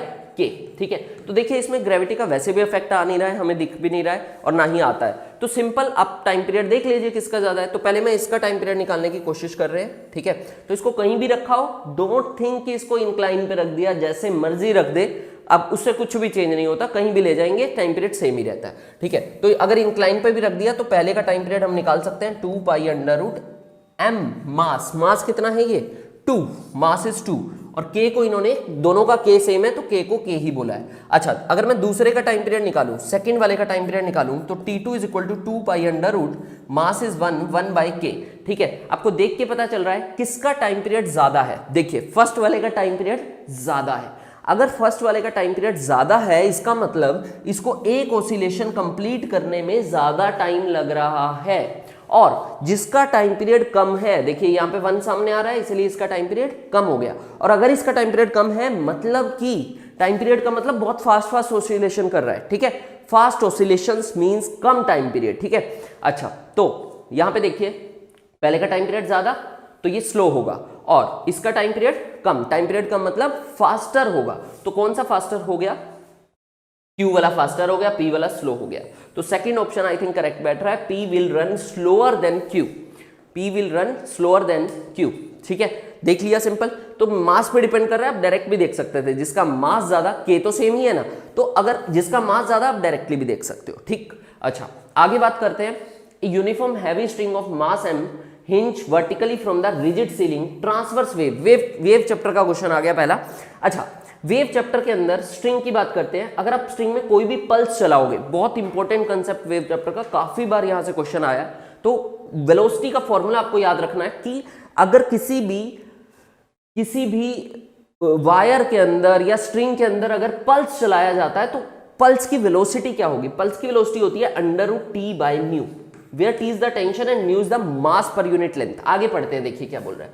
बोल रहा है a transverse wave is sent from free end towards the fixed end, ठीक। अच्छा तो एक रोप है, अच्छा उसके बाद बोल रहा है कि नीचे से पल्स चलाई गई, पल्स जाएगी ऊपर, ऐसे पूरी वेव चल के ऊपर जाएगी। हमें स्पीड पे, फ्रीक्वेंसी पे, वेवलेंथ पे, इन सब पे कमेंट करना है कि कौन बढ़ेगा कौन घटेगा। हम एक एक करके सभी देखेंगे और लास्ट में ऑप्शन देखेंगे कौन सा सही बैठ रहा है। देखिए पहली बात तो देखो वेलोसिटी, मुझे बस वेलोसिटी आता है, बाकी सब मैं देख लूंगा कॉमन सेंस से। देखो वेलोसिटी किस पे डिपेंड कर रही है? टेंशन पे, ठीक है। वेलोसिटी और टेंशन आमने सामने आ रहे हैं, मतलब डायरेक्टली प्रोपोर्शनल वाला रिलेशन बन रहा है कुछ कुछ। तो अगर टेंशन को बढ़ाएंगे तो वेलोसिटी बढ़ेगी। देखो इसके अंदर आप जानते हैं कि हैवी रोप के अंदर यहां पे टेंशन 0 होता है, क्योंकि ये किसी भी हिस्से को नहीं संभाल रहा है, इसके नीचे कुछ है ही नहीं जिसको ये संभाल पाए। और ये वाला जो पॉइंट है इस पे टेंशन हाईएस्ट होता है, क्योंकि ये यहां पे जो टेंशन है वो पूरा भार संभाले हुए है, ठीक है। अच्छा अब देखो जैसे जैसे आप ऊपर जाओगे या पल्स ऊपर जाएगी तो टेंशन बढ़ेगा, और टेंशन बढ़ेगा तो वेलोसिटी बढ़ेगा। चलो पहली चीज तो क्लियर हो गई कि वेलोसिटी बढ़ने वाला है। फ्रीक्वेंसी की बात करते हैं। फ्रीक्वेंसी के बारे में एक लाइन जरूर सुना होगा, ऑप्टिक्स, वेव ऑप्टिक्स। ये लाइन आपका कम से कम 4 चैप्टर में रिपीट होता है जो मैं बोल रहा हूं, और इस पे क्वेश्चन भी बहुत बनाए जाते हैं। देखो फ्रीक्वेंसी के बारे में सबसे इंपॉर्टेंट बात कि frequency always depends on the source, ठीक है। एक लाइन है, क्वेश्चन बहुत बनते हैं कि फ्रीक्वेंसी तो यार चेंज ही नहीं हो सकता ना, वो तो सोर्स पे डिपेंड कर रहा है। जो पल्स आपने यहाँ पे क्रिएट कर दी, आप उसकी फ्रीक्वेंसी को छेड़ भी नहीं सकते, चेंज भी नहीं कर सकते, फ्रीक्वेंसी कांस्टेंट रहता है, ठीक है। तो अगर वेलोसिटी की बात करें बढ़ेगा, फ्रीक्वेंसी रहेगा constant, because it depends on the source. अब तीसरी बात हम करते हैं वेवलेंथ की। तो देखो v = f लैम्डा, ये सुना है, v = f lambda.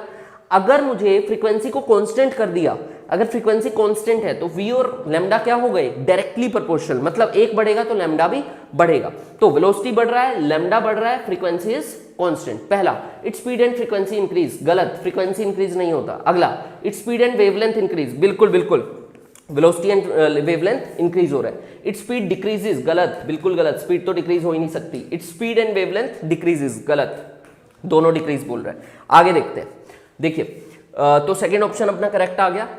Next question पे मूव करते हैं, क्वेश्चन नंबर 26। इसमें बोल रहा है 2 identical small bodies each of mass m and charge q are suspended with 2 strings. देखिए पहले क्वेश्चन को समझते हैं, ठीक है। इसमें बोल रहा है कि 2 बोब ले लिए गए और ऐसे इनको लटका दिया गया स्ट्रिंग के साथ, 2 बॉब्स को। अब अगर इन बॉब्स को ऐसे लटकाया हुआ और दोनों को चार्ज दे दे तो आपने देखा होगा कि यहाँ पे रिपल्शन होता है, और रिपल्शन होगा तो ये ऐसे नहीं रह सकते चिपक के, ये दूर हो जाएंगे थोड़ा। देखिए फिर इसके बाद फिगर क्या बनेगा, यहां तक हम पहुंच गए हैं, ठीक है, कुछ ऐसे हो जाएंगे ये।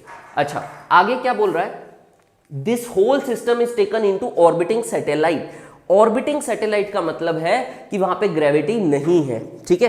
कोई भी चीज अगर ऑर्बिट कर रही है उस पर ग्रेविटी, उस सैटेलाइट में ग्रेविटी 0 हो जाता है, और अगर ग्रेविटी वहां पे 0 हो गया ना तो इसका मतलब नीचे खींचने वाला कोई है ही नहीं, मतलब ये दूर दूर दूर दूर। देखिए अभी ये थोड़ा सा दूर इसलिए गए थे क्योंकि मैं ग्रेविटी मान रहा था, ये नीचे खिंचाव है इनके अंदर, ठीक है, तो ये पूरा ऊपर नहीं उठ पाएंगे। अब देखिए क्या हो गया यहाँ पे, अगर ग्रेविटी नहीं है तो ये और दूर, इनको ऊपर उठने में कोई प्रॉब्लम नहीं है, ये और दूर जाते रहेंगे, जितना दूर जा पाएंगे उतना दूर जाएंगे।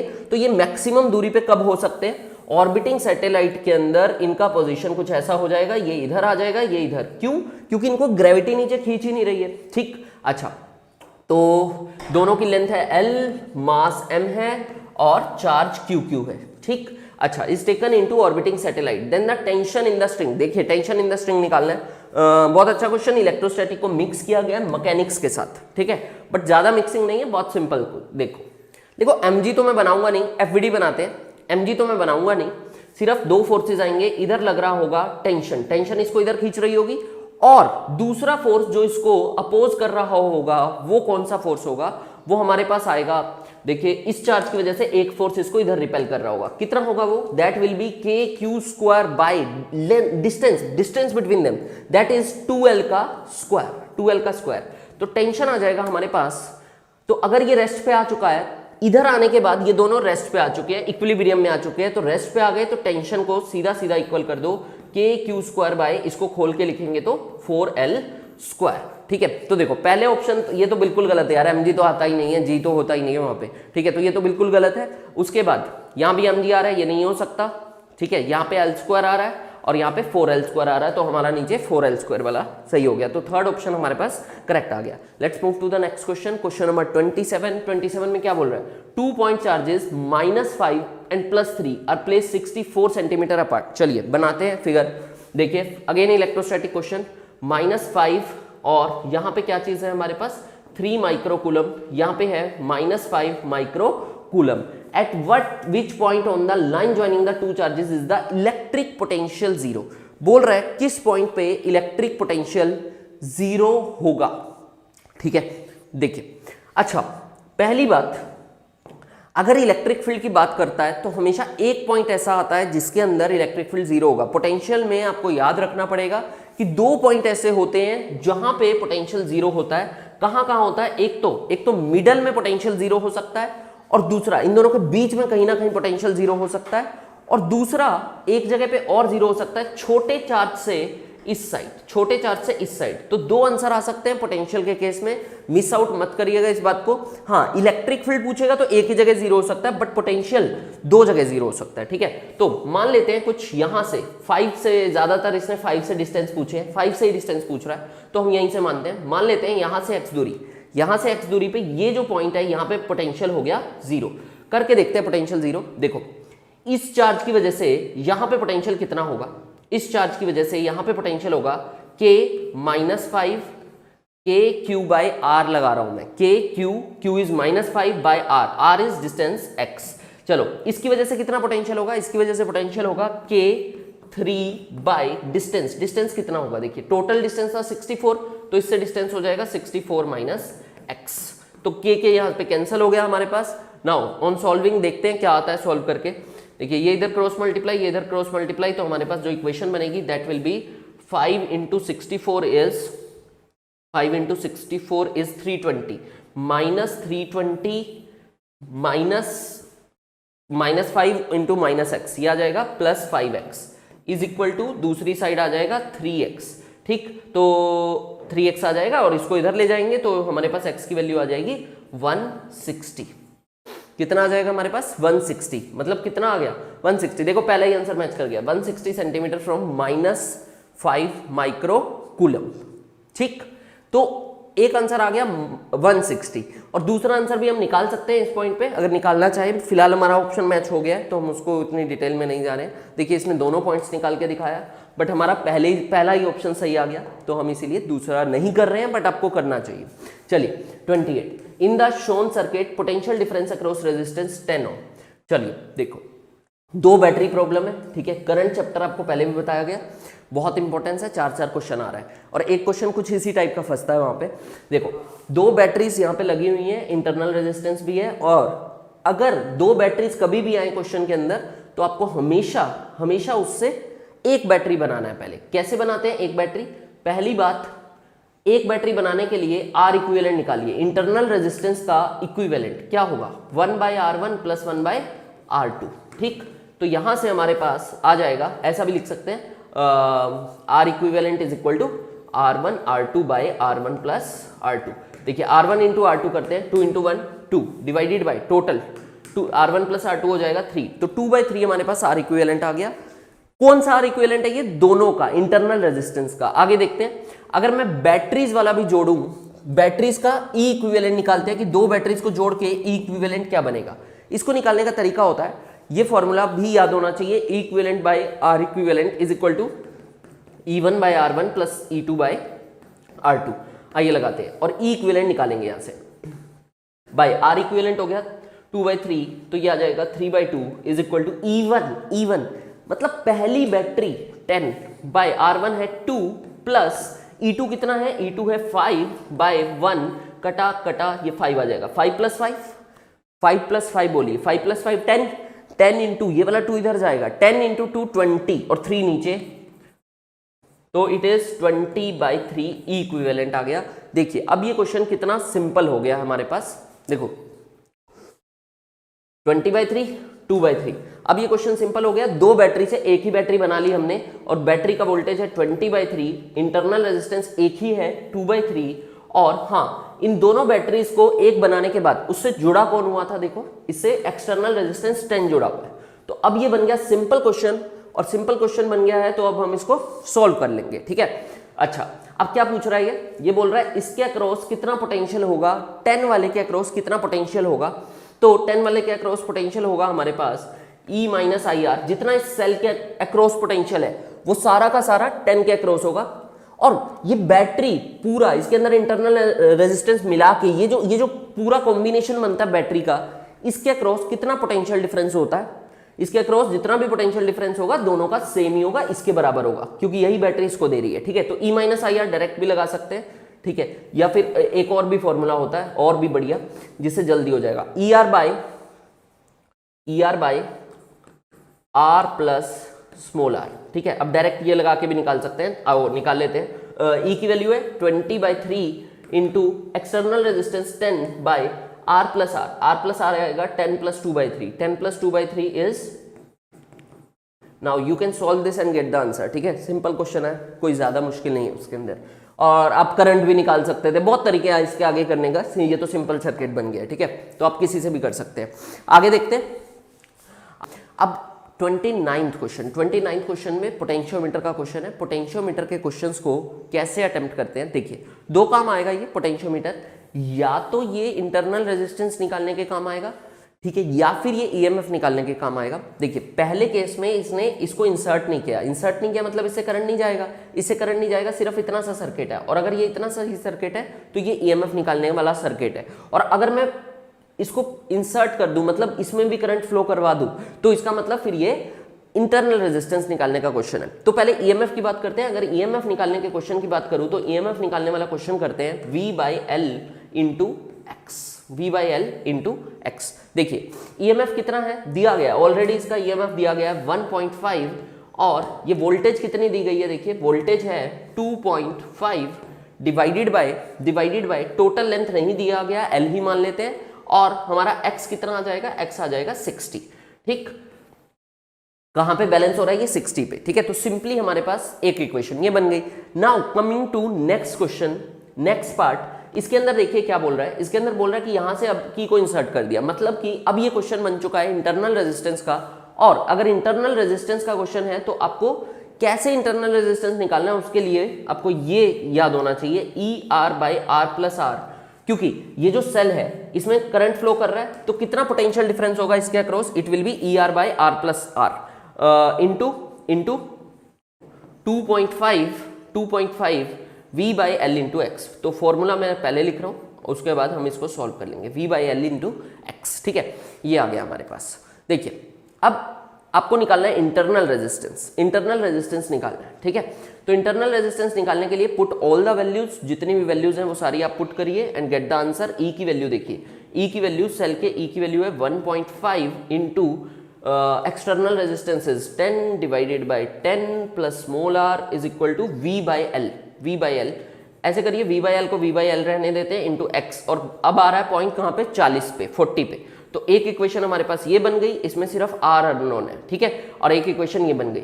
Now divide both the equations, दोनों इक्वेशंस को आप डिवाइड कर सकते हैं। डिवाइड करते ही V/L दोनों से कटेगा और इंटरनल रेजिस्टेंस आप निकाल सकते हैं। देखिए उन्होंने बहुत शॉर्ट फॉर्म में कर दिया है, ठीक है, बट बेटर रहेगा आप उसको वैसे ही करो, बेसिक से जाके कोई भी क्वेश्चन आएगा आप वैसे कर सकते हो। अगला 30, ए object is placed at distance 8 centimetre from convex mirror, ठीक है। कन्वेक्स मिरर की बात कर रहा है, तो कन्वेक्स मिरर कुछ ऐसा हो जाएगा, और यहां से रेडियस ऑफ कर्वेचर दिया है, बेसिकली फोकस दे दिया, फोकस इज 12 सेंटीमीटर, कुछ यहाँ पे होगा radius of curvature, centre of curvature, और यहाँ पे कुछ होगा फोकस, ठीक। अच्छा, और ये डिस्टेंस दिया है सेंटर ऑफ कर्वेचर 24, तो ये आ जाएगा फोकल लेंथ 12 आ जाएगी, और बोल रहा है what is the distance between object and image और ऑब्जेक्ट के बीच में डिस्टेंस कितना होगा। तो अगर मैं ऑब्जेक्ट की बात करूं, ऑब्जेक्ट को मिरर के ऑब्वियसली आगे रखेंगे, कुछ ना बोला हो तो आप रियल ऑब्जेक्ट मान के उसके आगे ही रखोगे, इस साइड पे तो वैसे भी नहीं रखेंगे हम ऑब्जेक्ट को। तो 8 सेंटीमीटर, ठीक, यहां से 8 सेंटीमीटर। तो देखिए यहां पे गलती जो होगा वो कहां पे होगा बता देता हूं मैं आपको। यहां पे गलती होता है बच्चे से साइन कन्वेंशन में, बाकी कोई प्रॉब्लम ही नहीं है, मिरर फॉर्मूला लग रहा है सीधा सीधा। 1/f is equal to 1/v plus 1/u लगाएंगे। चलो f की वैल्यू, फोकस की वैल्यू, देखिए इधर से रेज आ रही है ना, इधर से रेज आ रही है, तो ये वाली डायरेक्शन पॉजिटिव है, ये वाली डायरेक्शन नेगेटिव है, तो फोकस इधर है, तो ये वाला डिस्टेंस अगर आप फोकस वाला देखेंगे तो पॉजिटिव आएगा। 1/12 plus is equal to 1/v plus 1/u। u की वैल्यू देखिए, u पिछली साइड है, मिरर के इस साइड पड़ा है, रेज इधर जा रही है तो ये डायरेक्शन पॉजिटिव, तो ये पीछे वाला डायरेक्शन नेगेटिव हो जाएगा, तो ये डिस्टेंस आ जाएगा -8, ठीक। तो 1/v यहां से हम निकाल सकते हैं, 1/v आ जाएगा 1/12 प्लस 1/8, ठीक। इसको सॉल्व कर लेंगे, सॉल्व करके हमारे पास देखो क्या आ रहा है। इसका अगर मैं एलसीएम लूं दैट इज 24 के बाद इधर आ जाएगा 2, इधर आ जाएगा 3, तो 24/5 आ चुका है। v को उल्टा करेंगे तो v का वैल्यू आ जाएगा 24/5, तो सिंपली दिस इज 4.8 बन रहा है। अच्छा 4.8 पॉजिटिव बना नेगेटिव बना? पॉजिटिव। अगर पॉजिटिव आंसर आ रहा है इसका मतलब पॉजिटिव साइड पे इमेज खुद इधर बनेगी, कितने डिस्टेंस पे? 4.8। देखिए ये मिरर था, फिर से बना रहा हूं फिगर, यहां पे ऑब्जेक्ट रखा था 8 सेंटीमीटर, देखिए यहां पे 8 सेंटीमीटर पे ऑब्जेक्ट रखा था और हमारे पास यहां पे इमेज आई है पॉजिटिव में 4.8। आपसे पूछ रहा है what is the distance between image and object, तो दोनों को ऐड कर लो, 8 प्लस 4.8 दैट इज 12.8 हमारे पास आंसर आ गया। देखिए तो क्वेश्चन नंबर 31 से अब हम शुरू कर रहे हैं। 31 के अंदर देखिए क्या दिया हुआ है।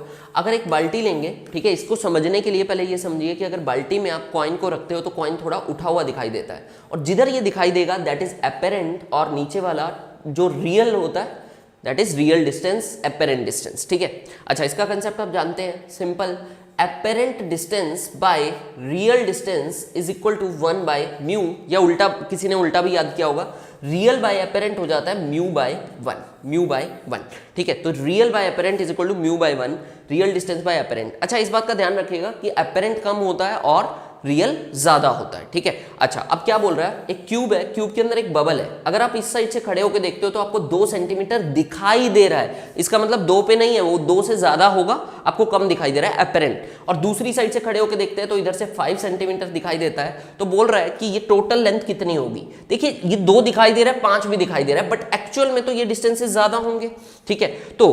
तो एक्चुअल डिस्टेंस क्या होगा, अगर मैं इधर से देखता हूं, दिख तो 2 रहा है बट 2 से ज्यादा होगा, इसके लिए आप क्या करोगे, इसके लिए आप ये वाला फॉर्मूला रियल डिस्टेंस निकालने की कोशिश करो। तो क्या होता है, real by apparent, apparent is 2 is equal to 1.4/1, 2 इधर ले जाइए तो रियल आ जाएगा 2.8, रियल इज 2.8। अच्छा अगर मैं इधर से बात करूं तो अगेन रियल बाय एपेरेंट, इधर से एपेरेंट 5 है इंटू 1.4, इधर मल्टीप्लाई होगा तो रियल का वैल्यू यहां से आ जाएगा हमारे पास 5 इंटू 1.4 इज 7 सेंटीमीटर। जो 5 दिखाई दे रहा है ओरिजिनल में 7 डिस्टेंस है, और जो 2 दिखाई दे रहा है ओरिजिनल है 2.8। तो हमारे पास टोटल लेंथ क्या आ जाएगी, जहां 2 था 2.8, जहां 5 था वहां 7, तो दोनों को ऐड करके हमारे पास आ रहा है 9.8। तो हमारा ये ऑप्शन मैच कर रहा है, second option 9.8 is the right answer, ठीक है। Now question number 32, identify the correct statement. देखिए अच्छा साइक्लोट्रॉन करता क्या है, देखिए साइक्लोट्रॉन के अंदर 2 डीज होती हैं ऐसी, और ये 2 डी कैसे काम करती हैं, यहाँ पे हम चार्ज पार्टिकल को छोड़ देते हैं, वो अंदर जाता है मैग्नेटिक फील्ड में, घूमता है, फिर आता है, फिर ऐसे करके पूरा सर्कल काट के हाई स्पीड पकड़ता है। साइक्लोट्रॉन स्पीड देने के काम आता है, ठीक है।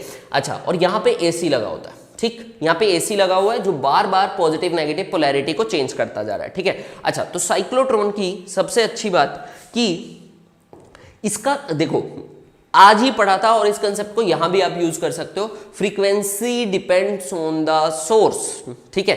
तो फ्रीक्वेंसी अगर सोर्स पे डिपेंड कर रही है तो आप यहाँ पे एसी सोर्स लगाया हुआ है और बार बार उसकी पोलैरिटी चेंज हो रही है, तो फ्रीक्वेंसी जो होगा वो सिर्फ और सिर्फ सोर्स पे डिपेंड कर रहा है। देखिए स्टेटमेंट के अकॉर्डिंग अगर मैं देखता हूं, cyclotron frequency is independent of the speed of the charge particle, बिल्कुल, क्योंकि frequency depends on the source, तो ये सिर्फ सोर्स पे डिपेंड करेगी और इस पे डिपेंड नहीं करेगी, वेलोसिटी, मास, इन चीजों पे डिपेंड ही नहीं कर रही है फ्रीक्वेंसी, ठीक है। तो किसी भी चीज पे डिपेंड नहीं कर रही है, तो सिंपल आपके पास सिर्फ सोर्स पे डिपेंड कर रही है, तो हमारे पास ये करेक्ट आ जाएगा। अच्छा, पहला क्यों गलत है? देखो, डिपेंडेंट ऑन स्पीड, डिपेंडेंट तो है ही नहीं वो, ठीक है। अच्छा, आगे चलते हैं। क्वेश्चन नंबर आंसर नंबर 3 हमारा करेक्ट हो गया। क्वेश्चन नंबर 33 पे, 2 long straight wires carrying equal currents but on opposite direction. ठीक है, देखो 2 वायर्स है, अपोजिट डायरेक्शन में करंट फ्लो कर रहा है, एक में ऊपर और एक में नीचे ले लेते हैं। They produce net magnetic field of 200 Midway between them. इनके बिल्कुल एग्जैक्टली बीच में, बिल्कुल एग्जैक्टली बीच में कितना फील्ड प्रोड्यूस कर रहा है ये? 200 माइक्रो टेस्ला। और इनके बीच का डिस्टेंस भी दिया गया है, डिस्टेंस है 8 सेंटीमीटर, मतलब इस वायर से होगा 4 सेंटीमीटर, इस वायर से भी 4 सेंटीमीटर। ये हमने फिगर बना लिया। अब हम इसका यूज करके क्या निकालने की कोशिश करेंगे कि कितना करंट होगा। देखो, अगर इसमें करंट आई है, इसमें भी करंट आई होगा, क्योंकि इसने खुद बोला है carrying equal current but in opposite direction. इसमें आई ऊपर तो इसमें आई नीचे। देखो, यहां पे मैग्नेटिक फील्ड पहली वायर की वजह से होगा, पहली वायर की वजह से होगा म्यू नोड आई बाय 2 पाई डी, म्यू नोड आई बाय 2 पाई डी। ठीक है, ये वायर की वजह से, किसी भी वायर की वजह से अगर आपको फील्ड निकालना है तो आप इसका इस्तेमाल कर सकते हैं। म्यू नोड आई बाय 2 पाई डी या 2 पाई आर लिखवाया होगा आपके नोट्स में। ठीक है, म्यू नोड आई बाय 2 पाई डी। चलिए, तो फर्स्ट वायर की वजह से, अच्छा फर्स्ट वायर की वजह से किधर होगा फील्ड? देखिए, ऐसे ले लेंगे और फिंगर्स को इसकी तरफ, तो अंदर की तरफ फील्ड होगा, क्रॉस होगा। इसकी वजह से देखते हैं, देखो यहां पे नीचे जा रहा है, थंब को रखा इधर, फिंगर्स को खोला इसकी तरफ, तो इसमें भी अंदर, दोनों ऐड हो रहे हैं। अगर दोनों ऐड हो रहे हैं तो डिस्टेंस भी सेम है, चार्ज भी सेम है, तो आप इंटू 2 कर सकते हो। तो दोनों फील्ड्स ऐड हो गए, दोनों फील्ड बराबर थे और ऐड हो गए, तो 2 टाइम्स कर दिया, and it is equal to 200। कितना दिया हुआ है ये? 200 दिया हुआ है। ठीक है, बट 200 माइक्रो टेस्ला, इसलिए 10⁻⁻⁶ ले लेंगे। चलिए देखिए, अब म्यू नोड का वैल्यू हम जानते ही हैं, 4 पाई इंटू 10⁻⁻⁷। डी का वैल्यू, डिस्टेंस, तो एक वायर से डिस्टेंस था 4 सेंटीमीटर, तो इसको 4 इंटू 10⁻⁻² लिखूंगा, और सिर्फ आई की वैल्यू बचेगी जो हम सॉल्व करके निकाल सकते हैं। देखिए, अगेन यही किया इन्होंने, दोनों सेम फील्ड आ रहे हैं, ऐड कर लिया, ऐड करके बराबर रख दिया, आई का वैल्यू निकाल दिया। सिंपल सॉल्विंग है and you can do that. आगे चलते हैं। Question number 34, the capacity of the parallel plate capacitor increases. Capacitance होता क्या है वो देखते हैं। Epsilon node A by D, किसी भी कैपेसिटर का कैपेसिटेंस, पैरेलल प्लेट की बात कर रहा हूं तो उसका कैपेसिटेंस होता है epsilon node A by D. अब देखिए, the capacity of the parallel plate capacitor increases, कब इंक्रीज होगा?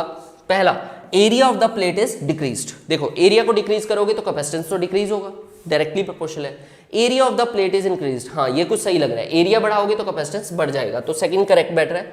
थर्ड भी देख लेते हैं, distance between the plate increases. देखो, अगर डिस्टेंस डिनोमिनेटर में आ रहा है, अगर इसको बढ़ाओगे तो कैपेसिटेंस डिक्रीज होगा। ठीक है, बट हमें तो बढ़ावाना है। अगला, नन ऑफ द अबव। ठीक है, तो हमारा सेकंड करेक्ट आ ही चुका है। चलिए आगे देखते हैं। क्वेश्चन नंबर 35 में देखो क्या बोल रहा है। 35 क्वेश्चन है EMI का। A boat is moving due east in a region where earth's magnetic field is this and horizontal due north and horizontal. The boat carries a vertical magnetic rod of length 2 meter. Speed दी हुई है, magnitude of induced EMF, induced EMF road दिया हुआ है, सोचना ही नहीं है कुछ, BVL लगेगा सीधा। B का वैल्यू दिया हुआ है, B का वैल्यू है 0.4 गोस है। लेट्स चेंज इट, गोस को चेंज करेंगे हम टेस्ला में। कैसे चेंज होगा? 0.4 इंटू 10⁻⁻⁴ इंटू वेलोसिटी कितनी है? वेलोसिटी इज 2.5 इंटू लेंथ कितनी है हमारे पास? Length is 2 metre. ठीक है, तो पहले इसको मल्टीप्लाई करते हैं, पॉइंट उड़ा दो, नीचे आ जाएगा 10। ठीक, अच्छा तो यहाँ पे आ जाएगा हमारे पास 5 इंटू 4 होता है 20, तो 20/10 इंटू 10⁻⁻⁴। अच्छा ऐसे करिए, ये काट देंगे हम, ये काट देंगे और ये आ जाएगा 2 इंटू 10⁻⁻⁴, 2 इंटू 10⁻⁴ मतलब 0.2 मिली वोल्ट, 0.2 मिली वोल्ट। देखिए वही BVL लगाना है, सिंपल। अच्छा नेक्स्ट क्वेश्चन 36 पे आ गए हैं, सेक्शन बी पे हम आ गए हैं। 15 क्वेश्चन है, उसमें से 10 हमें करने होते हैं। ठीक है, देखते हैं इसके अंदर कैसे क्वेश्चन है। In series LCR circuit resistance दिया हुआ है, इम्पीडेंस दिया हुआ है, and the applied RMS voltage across the series arrangement is 220 volt. What is the average power consumption? Average power consumption, अगर पावर की बात करें तो आपको याद रखना है, पावर होता है VRMS into IRMS into cos phi, VRMS IRMS cos 5, ठीक है। अच्छा, इस बात का आपको ध्यान रखना है। चलो, या फिर इसके और भी बहुत सारे फॉर्मूले होते हैं, ठीक है, तो ये भी लगा सकते हैं अगर आप चाहें तो I square R B, I R M S square into R भी लगा सकते हैं, जो भी चाहें आप वो लगा सकते हैं, ठीक है। अच्छा, तो आर एम एस वोल्टेज दिया हुआ है, चलो पहले मैं करंट निकालता हूँ। अगर आर एम एस वोल्टेज दिया हुआ है तो हम ऐसे लगा सकते हैं V R M S is equal to I R M S into Z, पूरे सर्किट का रेजिस्टेंस। पहले तो आप यही लगाइए simple, V is equal to I R, और करंट निकालने की कोशिश कीजिए। वी आर एम एस कितना है देखिए, अगर वी आर एम एस की बात की जाए तो वी आर एम एस हमारे पास हो जाएगा V R M S is 220, V R M S is 220।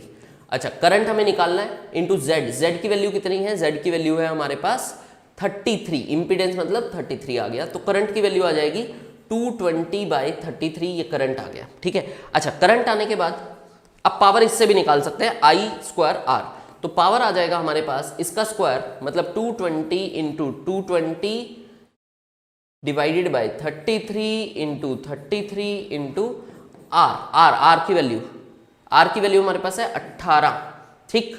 ये कटा 3 पे, ये कटा 20, ये कटा 3, ये कटा 20, ठीक। Now solve it and get the answer, जो भी हमारे पास आ जाएगा। इसके बाद देखिए I R M S square into R ही कर रहा है।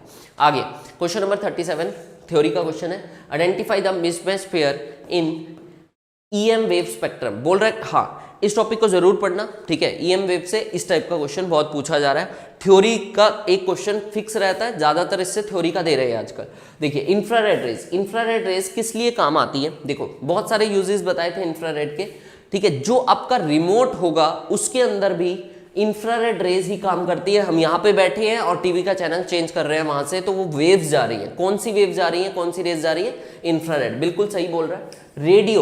रेडियो, सेलफोन्स, ठीक है, ये जो सैटेलाइट वाला जितना भी गेम हो रहा है, ठीक है, जितना भी टीवी ब्रॉडकास्ट ये सब चलता है, वो सारा का सारा, या सेलफोन की बात कर लें, वो सारा किसके ऊपर बेस्ड है, रेडियो वेव्स के ऊपर। अगला microwaves to destroy cancer cells, बिल्कुल गलत। यहां पे दो ही रेज काम आती हैं, ज्यादातर गामा रेज और एक्स रेज, और कुछ किसी रेज का कैंसर सेल्स को मारने में कोई काम नहीं होता, ठीक है। तो माइक्रोवेव्स तो इस काम में नहीं आएंगी, हमें कैंसर सेल्स को किल करने के लिए हाई फ्रीक्वेंसी वेव चाहिए होती है, जो कि एक्सरेज या गामा रेज है, तो ये हमारे पास गलत हो गया, मिसमैच पेयर यही है। अच्छा, एक्सरेज फोटोग्राफिक फिल्म्स, ठीक है, बाकी सब सही बैठ रहा है, तो हमारे पास आ गया हाई एनर्जी रेज, फिर से वही बोल रहा है एक्सरेज एंड गामा रेज। हाँ जी, देखिए चलिए ऑप्टिक्स का क्वेश्चन है ये। ऑप्टिक्स के क्वेश्चन के अंदर दो लेंसेज अगर ऐसे कंटेक्ट में रखे हुए हैं तो आप पावर को सिंपली बोल सकते हो P1 plus P2, P equivalent होता है P1 प्लस P2। और अगर लेंसेज कंटेक्ट में नहीं है, इनके बीच में कुछ डिस्टेंस है, तो पावर इक्विवेलेंट कैसे निकाला जाता है, पावर निकालने का फॉर्मूला है P1 plus P2 minus DP1 P2, DP1 P2, what is D is the distance between them, ठीक है। तो दो फॉर्मूलेज आपको याद होने चाहिए। अब पढ़ते हैं क्वेश्चन को। When two thin lenses are in contact, जब ये कंटेक्ट में होंगे तो कंबाइंड पावर 9 डायोप्टर है, तो पहला इक्वेशन बनेगा P1 plus P2 is equal to 9। दूसरे इक्वेशन की हम बात कर लेते हैं। दूसरा इक्वेशन है if they are separated by small distance of 20 centimetre, अगर इनके बीच में डिस्टेंस 20 सेंटीमीटर है तो इक्विवेलेंट पावर बनती है 27/5। इसका मतलब P1 plus P2 plus minus it is minus D distance 20/100 20 centimetre में है, तो इसको चेंज करिए एसआई में 20/100 P1 P2 is equal to 27/5, ठीक है। दो इक्वेशन बन गई, दो वेरिएबल है P1 एंड P2, इसको आप सॉल्व कर सकते हैं। देखते हैं सॉल्व भी बता रहा हूं मैं आपको सॉल्व कैसे करना है। देखिए, तो पहली equation P1 plus P2 is equal to 9, दूसरी equation P1 plus P2 minus D P1 P2 लगाया है, और ये कितना इक्विवेलेंट आ रहा है 27/5, ठीक है। अच्छा, इसको सॉल्व करने का तरीका सिंपल है। कैसे, देखिए ये P1 प्लस P2 की वैल्यू यहां से 9 उठाइए और इसकी जगह पे 9 रख दीजिए, ठीक है। जैसे आप यहां पे 9 रखेंगे तो यहां पे P1 P2 बचेगा बस, और 9 को उधर ले जाइए, सॉल्व कर लीजिए। P1 P2 हमारे पास आ गया 18, P1 P2 18 आ गया, ठीक है। अच्छा, एक बार P1 P2 आ गया, उसके बाद आप कैसे सॉल्व करेंगे, उसके बाद सॉल्व करने का तरीका देखिए। सॉल्व करने का तरीका आप ऐसे करिए, पीछे चले जाइए, पूरा सॉल्व करने की जरूरत नहीं है, क्वाड्रेटिक बनाने की जरूरत नहीं है। P1 मल्टीप्लाई P2 पता चल गया कि दोनों पावर्स का मल्टीप्लीकेशन कितना आ रहा है हमारे पास 18। तो देखिए अगर पहले की पावर 8 है दूसरे की 1 है तो 8 इंटू 1 18 हो ही नहीं सकता। 6 इंटू 3 हाँ ये सही बैठ रहा है 18 बन रहा है। 5 इंटू 4 20 ये भी नहीं हो सकता। 7 इंटू 2 14 ये भी नहीं हो सकता। तो पूरा सॉल्व मत करिए, कभी भी क्वाड्रेटिक बन रहा हो तो ऐसे सॉल्व करने की कोशिश कर सकते हैं आप। अच्छा क्वेश्चन नंबर 39 में देखिए two monochromatic coherent sources A and B have intensities I and I by 4 respectively. These waves are superimpose the maximum and minimum intensities. देखिए मैक्सिमम इंटेंसिटी का फॉर्मूला होता है √I1 प्लस √I2 का whole square. अच्छा ऐसे ही minimum intensity का formula होगा √I1 माइनस √I2 का होल स्क्वायर। तो अगर मैक्सिमम इंटेंसिटी निकालना है तो पहली वेव का इंटेंसिटी I यहाँ पे रखिए, दूसरी वेव का इंटेंसिटी I/4 यहाँ पे रखिए और सोल्व कर दीजिए, स्क्वायर कर दीजिए, ऐड करके स्क्वायर कर सकते हैं। ठीक है तो इस क्वेश्चन को आप कर सकते हैं। ठीक है बहुत सिंपल क्वेश्चन है। ऐसे ही यहाँ पे सिंपल फॉर्मूला बेस्ड क्वेश्चन इसने भी यही किया। देखो तो ये देखो ये लगाया, आप वो भी लगा सकते हो जो मैंने आपको बताया है, दोनों सेम ही फॉर्मूलाज हैं बस फॉर्म थोड़ा सा डिफरेंट है। ठीक है तो ये भी लगा सकते हैं वो भी लगा सकते हैं, दोनों में से कोई भी लगाओगे आपका आंसर सिंपली सॉल्व करते ही आंसर आ जाएगा।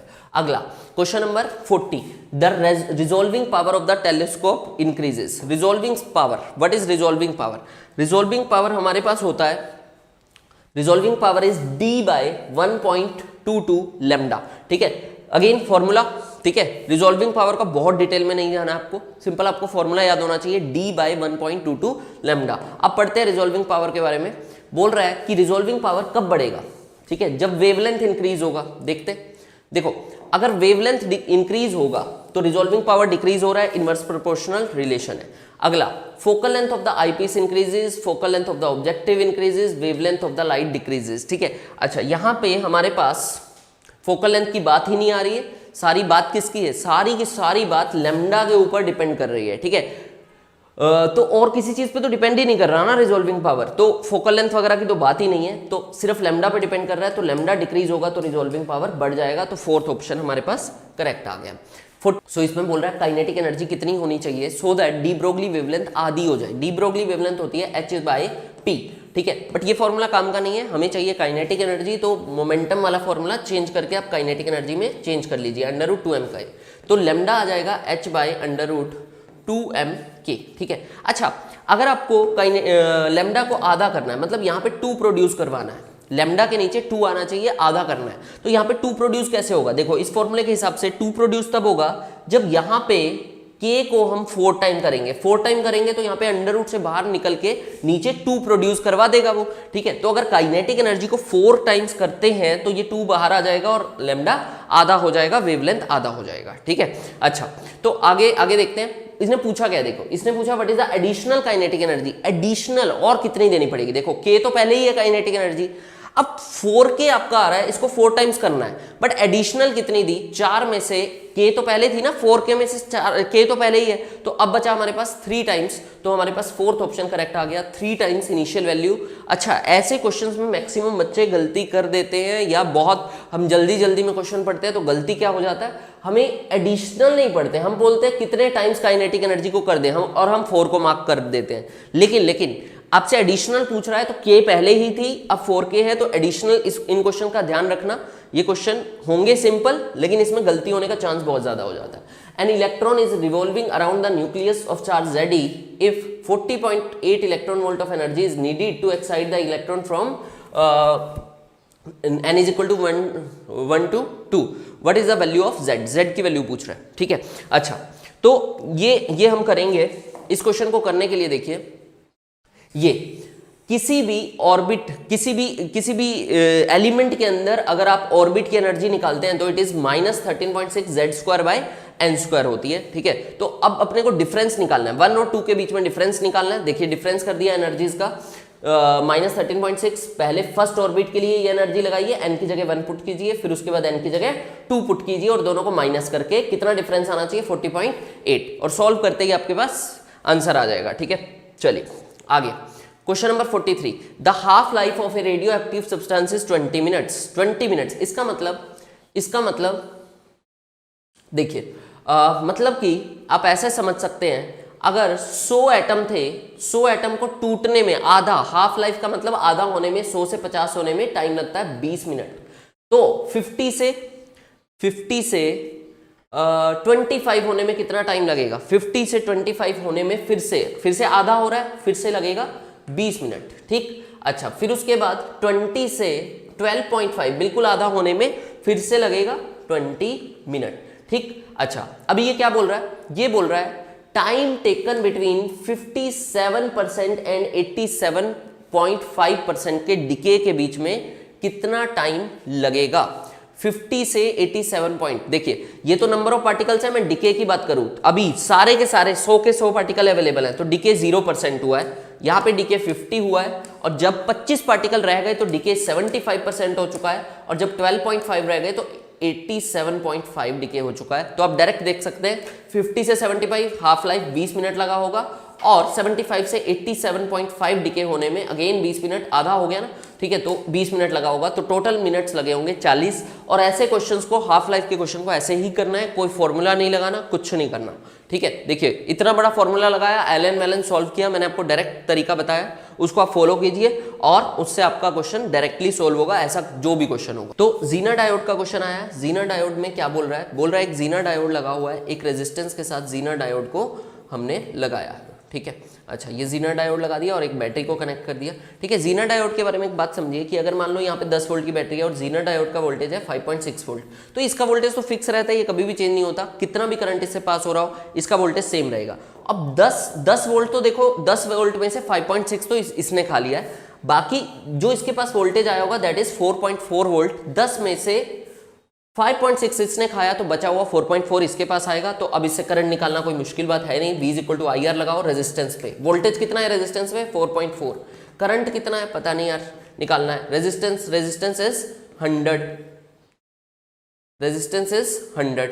ठीक है, तो सिंपली आप 100 को नीचे ले जाइए, 100 को नीचे ले जाइए और सॉल्व कर लीजिए। 4.4/100 आपके पास आंसर आ जाएगा। ठीक है, 4.4/100 जो कि होता है 44 × 10⁻³ next question, A light emitting diode in its proper operation. ठीक है, थ्योरी का क्वेश्चन है, देखते हैं। एलईडी की बात कर रहा है, एलईडी के अंदर क्या बोल रहा है कि इसके अंदर क्या क्या चीज होगी। देखिए ये क्वेश्चन आपको याद ही होना चाहिए। ठीक है, इसमें समझने लायक कुछ नहीं है कि मतलब कि हमें समझ के कुछ आ जाएगा, नहीं, वो कंसेप्ट आप नहीं निकाल सकते, वो आपको पहले याद होना चाहिए कैसा डोप्ड होता है ये एलईडी लाइट।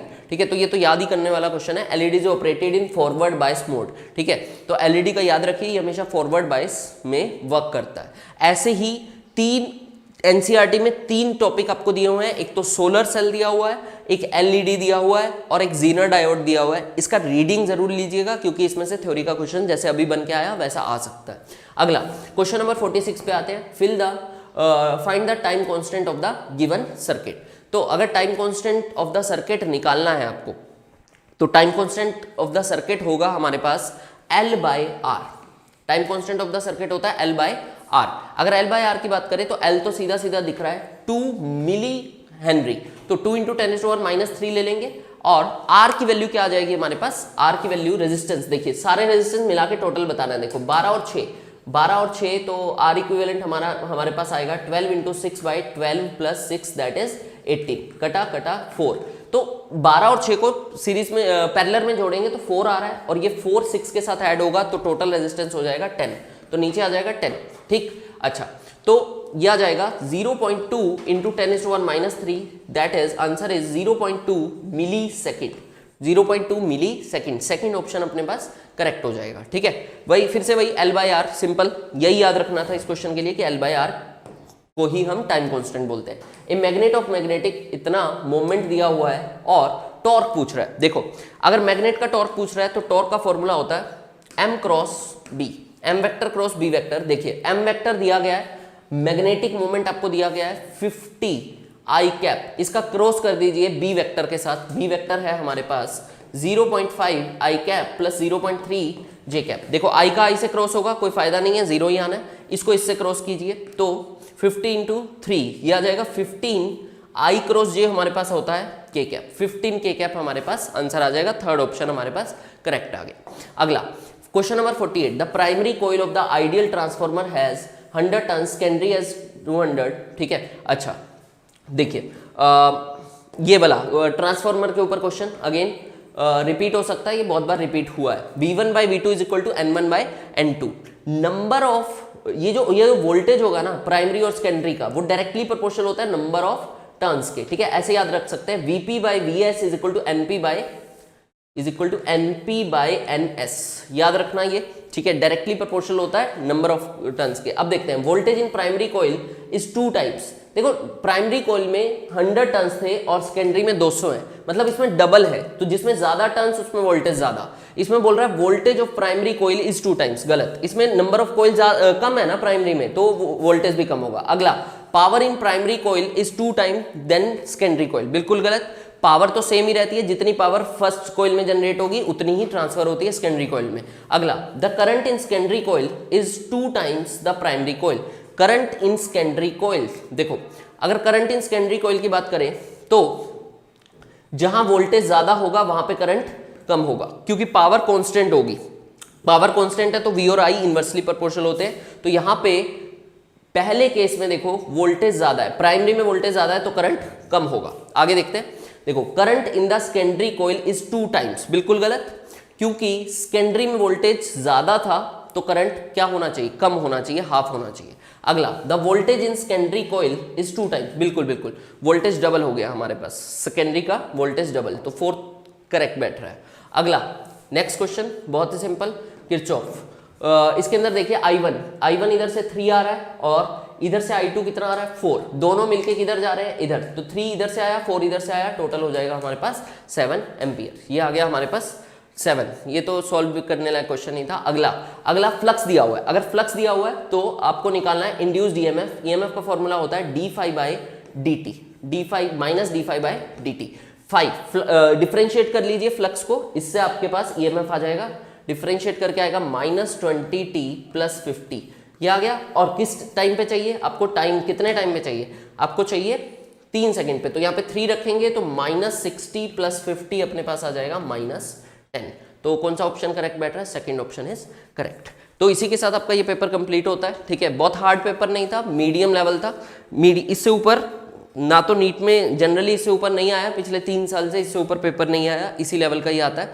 बट हो सकता है कि 2-3 क्वेश्चन मुश्किल आ सकते हैं, तो इस पेपर पे ध्यान दीजिएगा। इस कुछ बिल्कुल बैलेंस्ड पेपर था ये भी, ठीक है, इसके अंदर भी कुछ मुश्किल नहीं था। हाँ 1-2 क्वेश्चन था जिसमें टाइम लग रहा था, ठीक है, बस उन पे ध्यान दीजिएगा, बाकी पेपर सिंपल ही आता है, ऐसा ही आता है, ठीक है। तो next best of luck for your next test, ठीक है, अच्छे से देना उसको।